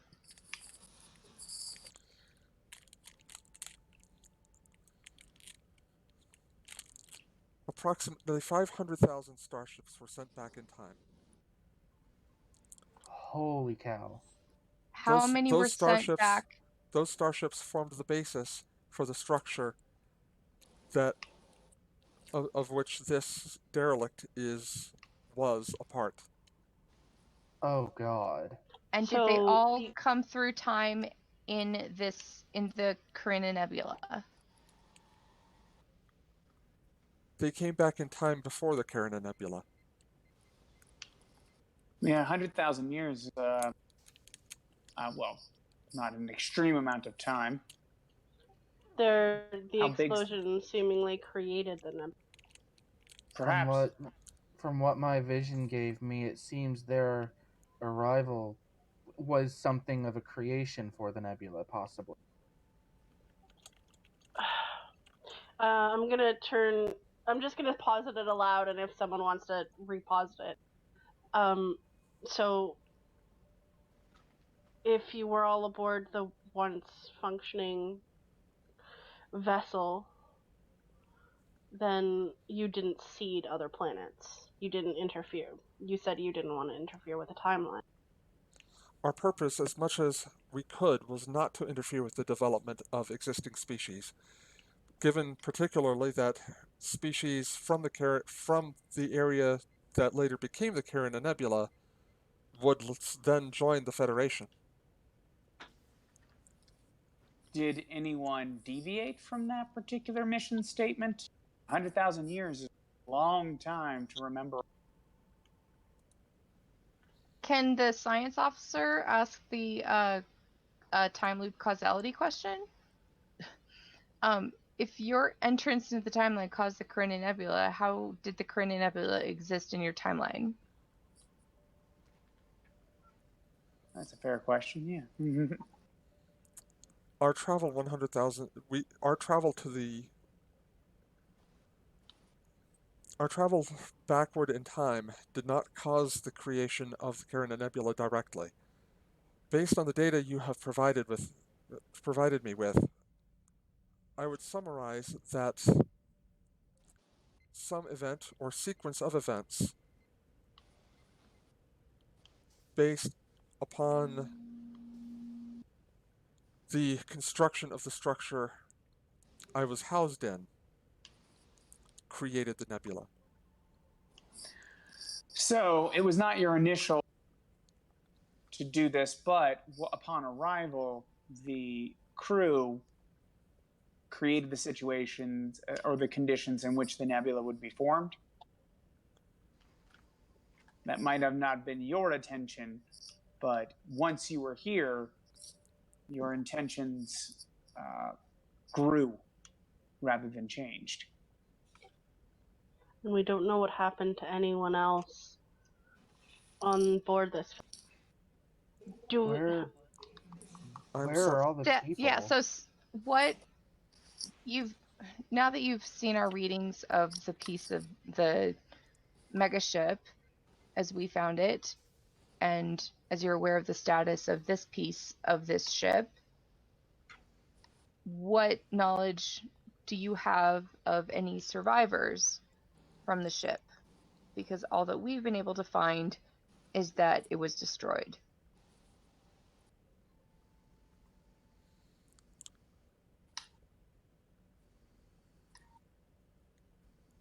I have no information I can offer. I do, however, have a directive. I am uploading a set of coordinates to the Dauntless's navigation computer.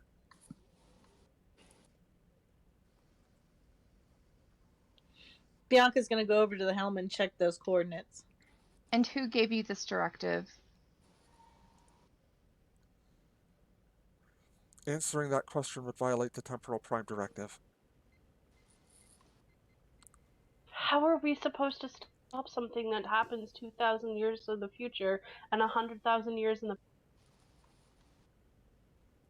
Maybe we're not meant to. Maybe we're just meant to follow along. Dolphy lets out a uncharacteristically frustrated, grunt. Sarah, if you were saying anything there just now, your microphone's not registering it.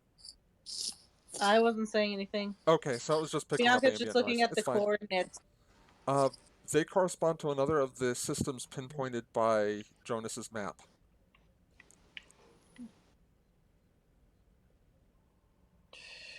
Follow the breadcrumbs, I guess. I'm spending 2 threat. Did your travel... What were the mechanics of your travel through 100,000 years of time? Did you travel through mycelial space? We used a method of travel first introduced by the Borg at the Battle of Sector 001, later used at the Battle of Midnight. You just, from the corner of that doll he, stomped off into, you just hear, a thump. Does the Battle of Midnight sound familiar at all? Nope. That would be the final battle of the Iconian War. Correct. Oh, right, Midnight was... Butterfly was the other one. Yeah. Might have still been a thump. Okay, so yeah. Jonas knows what the Battle of Midnight is. Okay. No, actually. Well, he does, but he wouldn't. This is the first he heard of any sort of time travel technology being used. Oh yeah, definitely. Yeah, they know the Battle of Midnight. They just don't know that there was time travel used. And at that, Bianca goes, "There was time travel at the Battle of Midnight?" Yes. To state such would be a violation of the Temporal Prime Directive. No, Dino just comes out and says it. Yes. No, it's my character is more saying than the mocking of the fact that he's that this plausible statement from this machine we barely know is preventing us, in theory, from looking into it any further. Right? And but Bianca's just gonna go, what? Time travel at the Battle of Midnight. We tried to use time travel against the Iconians and it didn't work. And Dolly just kind of like raises a hand. Even though you Jonas can't is see gonna look her. at Dolly. Oh, it worked, just not in the intended capacity. There is, I'm gonna have everyone who is on the derelict to make a fitness security check, difficulty 1. Oh, good. Oh, jeez. Mm-hmm.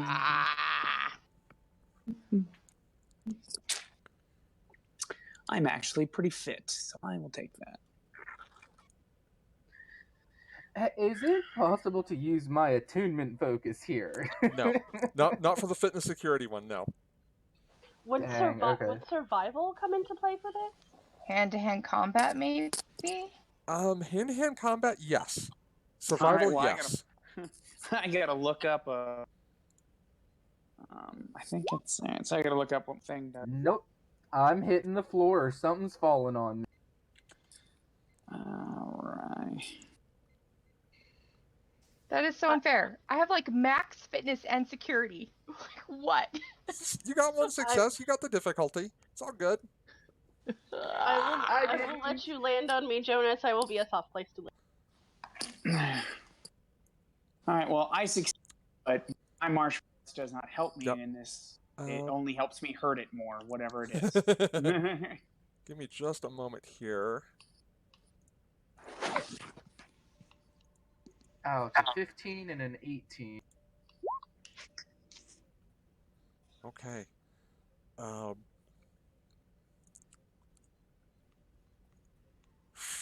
Did you roll for Plakir? No, I did not. That was a roll for Catalea back on the Dauntless, actually. So let me roll for Plakir. Set fitness security. She does not have a focus.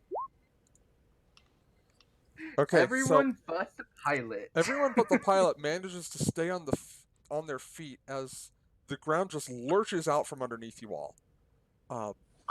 Jonas, you find yourself just kind of tumble into Dali, who manages to catch you, having had that extra success. Yay! The Dauntless's sensors don't register anything, but up until the moment of impact. With now, nothing has hit the Dauntless. Let me assuage your fears. Oh God! But something has hit the planet. Which good. Quick question: does it tingle my spidey senses? Yes. Apparently not, says the guy who fell. Yes, and that might have been why you lost your footing. In fact. Okay. Just an instant before this impact to the planet, which kind of rips the floor out from underneath all of you. You feel this impending sense of doom, like almost an asthma attack in your mind. And then Bianca hears the boop, boop, boop, boop on the console, and she whips her head around to Catalea and she goes, "Report." Jonas is pale as all get out right now. Impact on the planet's surface, Captain, and she pulls up. She pulls up a visual of an impact site where dust is still kind of flying away from the center of the crater, which is several kilometers deep. Where did it come from? Unknown. Trying to get readings now. Jonas would like It's altered the course of that piece of the planet. What's its projected course? Show on screen. The two large hemispheres of the planet are now on a collision course. Great, we're right in the middle. At this moment, Jonas is going to go, Shiana, we need to leave now. I'm setting up the pattern buffers, just in case. Okay. Get us out of here. I assume our shuttle is fucked up. No, actually, but well, it might still be there. I don't know. The No, planet so- got hit. I don't know if that guy Oh God. Commander Dara to Helmsman Joey. died. let me do something here real fast. While this You is okay happening, there?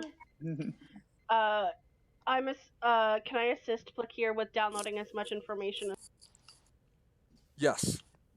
I would, if I have a moment to recover myself. I know this might break rules, but I kind of want to bring the AI with us. I don't want to leave it here to die. No, same thing. It's like helping Plakir and then ripping out Yeah. this fucking blue box. What is that? Which Yeah, that's great. Like so that's like a nonverbal conversation that Shiana has with Plakir.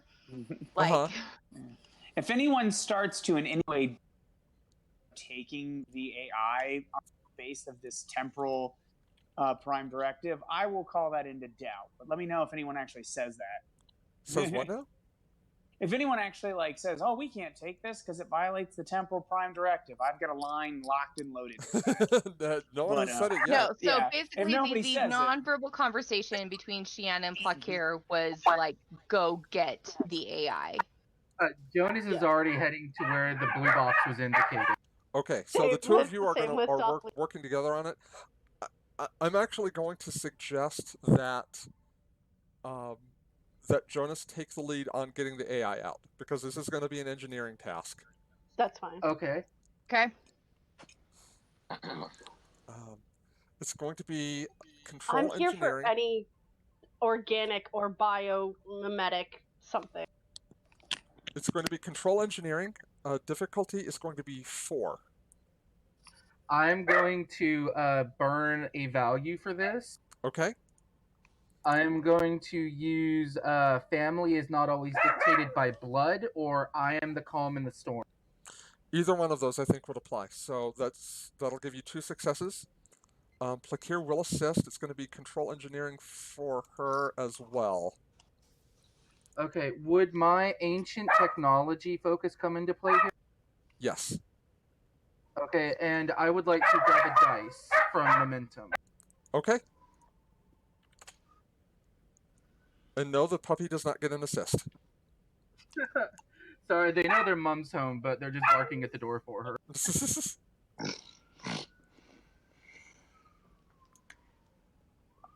So okay, 4 successes. 4 successes.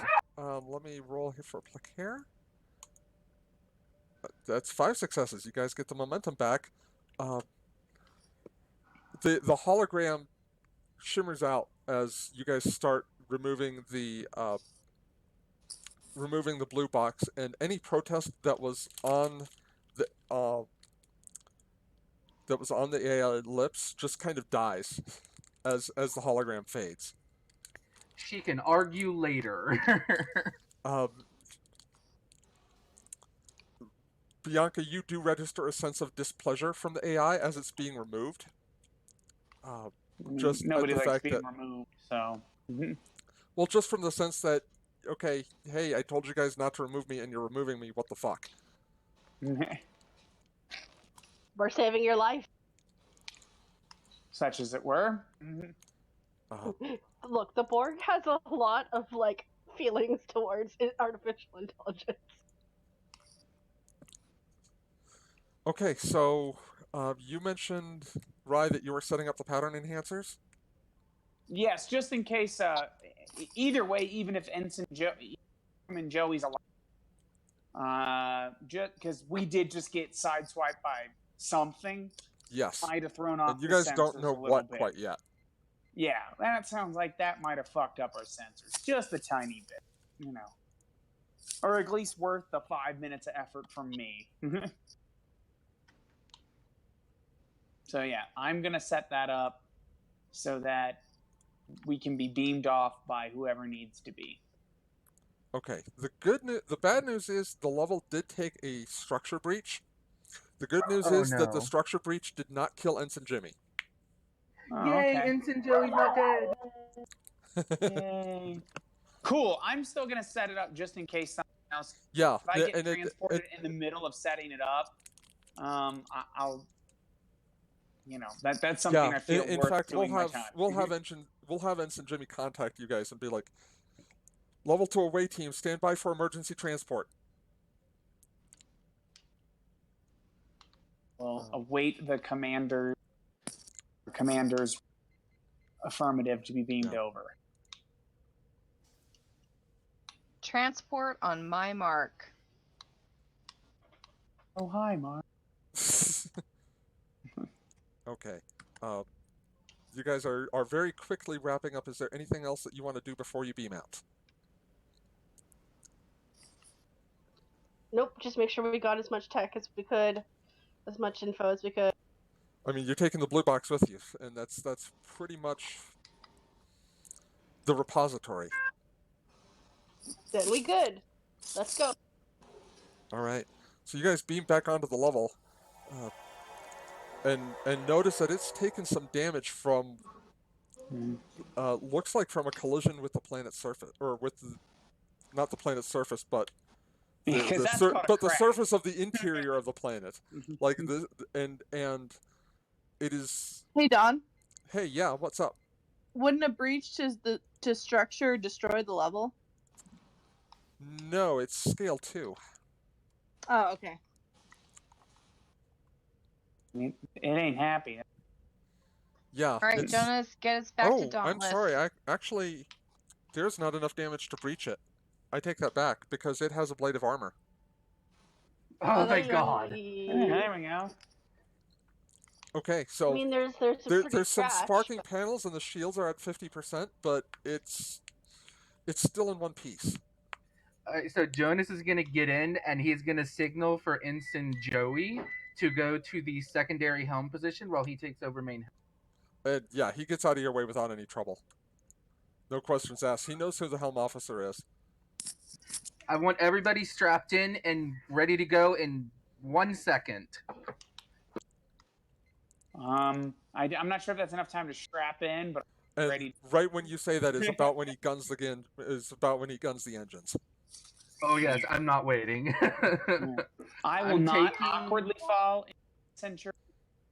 Yeah, you. I imagine Pluckier and I are like delicately cradling the blue box, just like making sure nothing happens.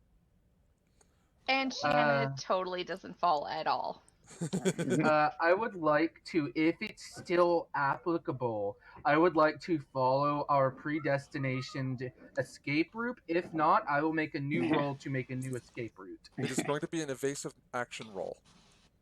It's a good thing I have a focus in evasive action. It is. So it'll be Daring Con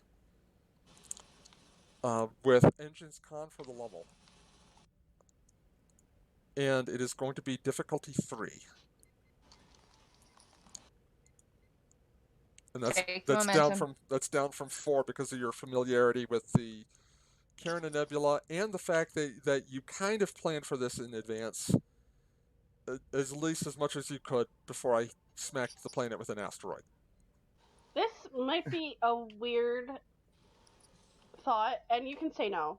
Can I assist with command and like talking him through this to keep him calm? Absolutely, yeah. There's even a precedent for this. Rooted in Shielded Tomorrow. Straight up in the rules, actually. Can I take a momentum for cautious con? I don't think anyone is going to say no to that. Okay, so how would it be presence command? Yes, presence command for your assist. And diplomacy, I'm assuming might. Composure if you've got it. I don't have composure. I have diplomacy. I have survival. I have xenopsychology. Yeah, xenopsychology works. However, I am going to spend 2 threat to increase everyone's complication range to 3. To 3? To 3.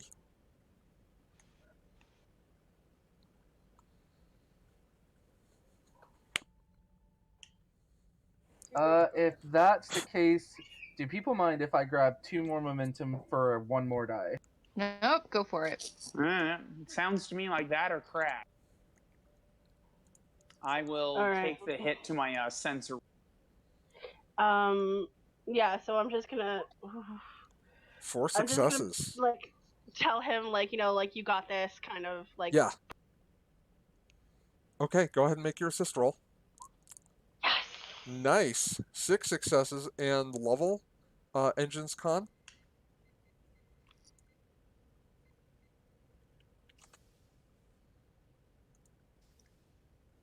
Sarah, if you want to roll that one. Yeah, hold on, I don't have the level up. That's okay. Okay, engines. Doop doop. Con. Helping with tool well. Okay. No dice from the level, but that's all right. You guys got what you needed, and in fact, got your You guys momentum got back. this. The level gets out of there with time to spare, and it's not until the level is docking from a safe distance with the Dauntless that the two halves of this planet start to just come together, and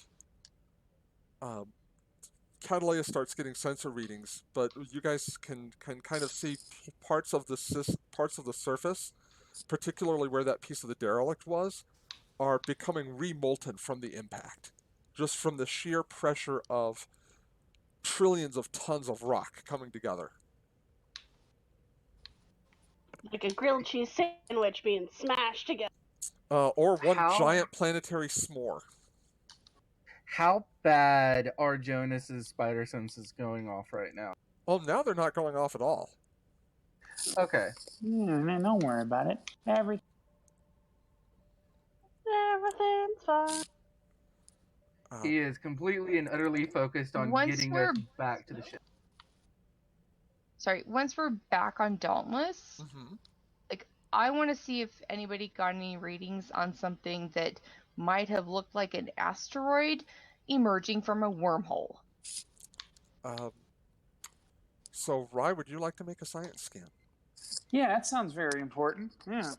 So once I'm back on the Dauntless, there you go.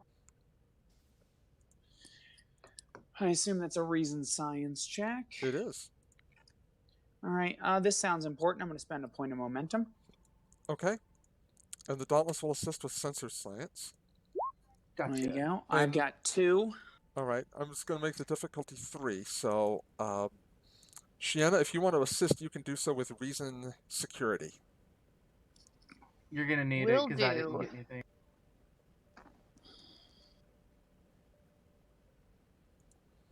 Man.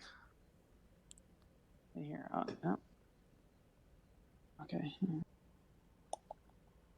There we go. Oh, nice. 4 The successes. Shiana comes through with it. You guys trace back the trajectory of the asteroid that impacted the surface of this planet. That's easy to do because you've got the crater, you've got the ejecta. About 200,000. That's a good forensics thing. Yeah, about 200,000 kilometers away from this, away from the impact site, you do detect traces of Tatrion emissions that could be suggestive of a wormhole opening. Jonas would like to listen. Okay, give me Insight Con, or no, yeah, Insight Con, difficulty 2. All right, I'm just gonna take a momentum for cautious con. Okay. So I have a real quick. I'm going to let him. But so since we've kind of established that I quote unquote Rerolling that 0. Okay. that I quote unquote don't trust Jonas. Oh, reset your complication range, Jonas. I did. Okay, because that was a 19. That shouldn't have been a complication. Okay, cool. I just reset it. I just noticed that. Thank you. Sorry, go ahead. Go ahead, Rye. So long story short is, can I assist him with my science check? Because we've established that every time his character opens his mouth to say "I feel something," I'm checking it with the sensors. Yeah, go ahead and roll Cool. an insight science to assist. Awesome. Cool. Yeah, I'm totally. Yeah, just because I'm like, I feel like. Yeah. No help. Okay, but nothing worth there. a shot. And Jonas, were Worth you a still shot. re-rolling that 0? What was my target number? Target number was 2, so you made the difficulty. Okay, yeah. So as long as that's not a complication, I'll keep the 19 as a 0. Okay, that's fine. That wormhole originated approximately 2,000 years in the future. Is it possible, while focusing on the wormhole and knowing that it came from 2,000 years into the future, is it possible to glean any information about who or what opened it using my listening ability? Is the wormhole still open? No. Probably not. It Okay, was, it was open only for a millionth of a second. That's fine. Just checking. Someone's thinking with portals out there. Oh my god, that's funny. Rocks at me. Freaking Stargate warfare! What the heck? Jonas, if you are willing to spend a point of momentum to ask a question, I will answer it. I will totally spend a point of momentum. Okay, so what is your question? Can I, using my listening ability, fathom who or what opened up the wormhole 2,000 years into the future?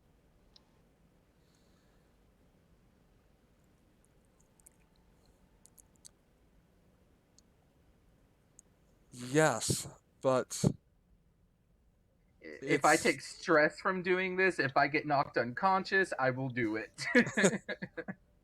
It is no species the Federation has ever encountered. What are they? Do I get any sense of anything other than the fact that we don't know what this is? You don't know what it is, but you get the sense that the other end of that wormhole was as far away in space as it was in time. Okay, can I spend one more momentum, or the last 2 of our momentum, to get some kind of image of whatever has done this? Like just a quick image of whatever is trying to basically kill us with an asteroid.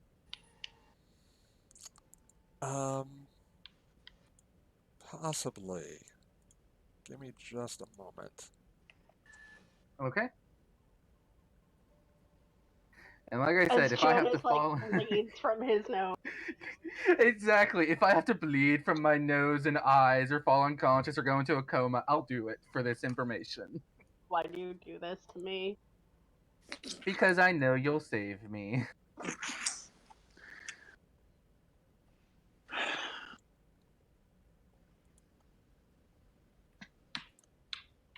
Also, because I know Dolly would do the exact same thing, and Jonas would try and save her. Shut up. I'm gonna watch both of you torture yourselves.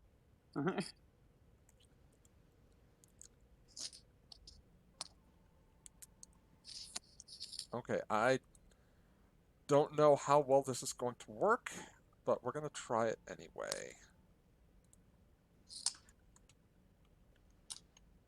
Is there any way I can assist or try and pick something up telepathically myself?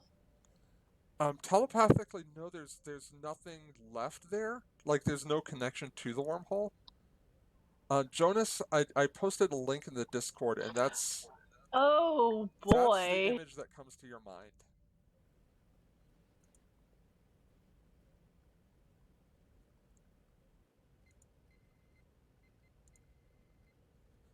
Just oh, good God. Something so incomprehensibly alien that your mind doesn't... The best your mind can do is kind of slip off of the edges of it.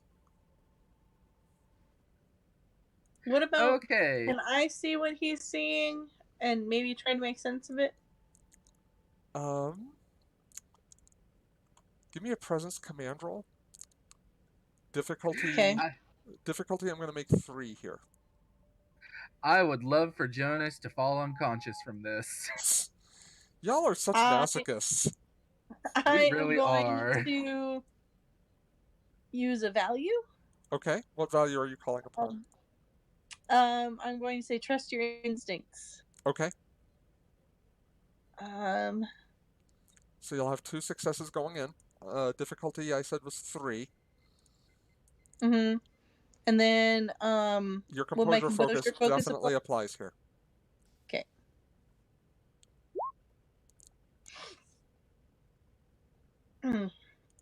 There we go. Okay, 4 successes.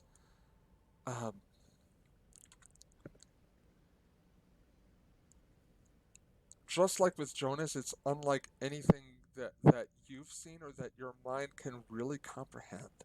It is you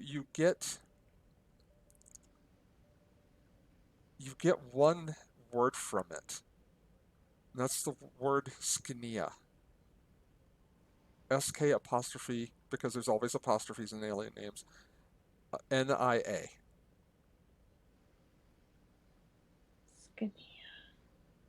And she just says it to herself, like almost a whisper, like Skinia. And And then then Jonas falls unconscious.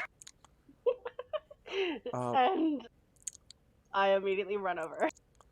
and Bianca, you just as Jonas just before Jonas falls unconscious, the two of you both hear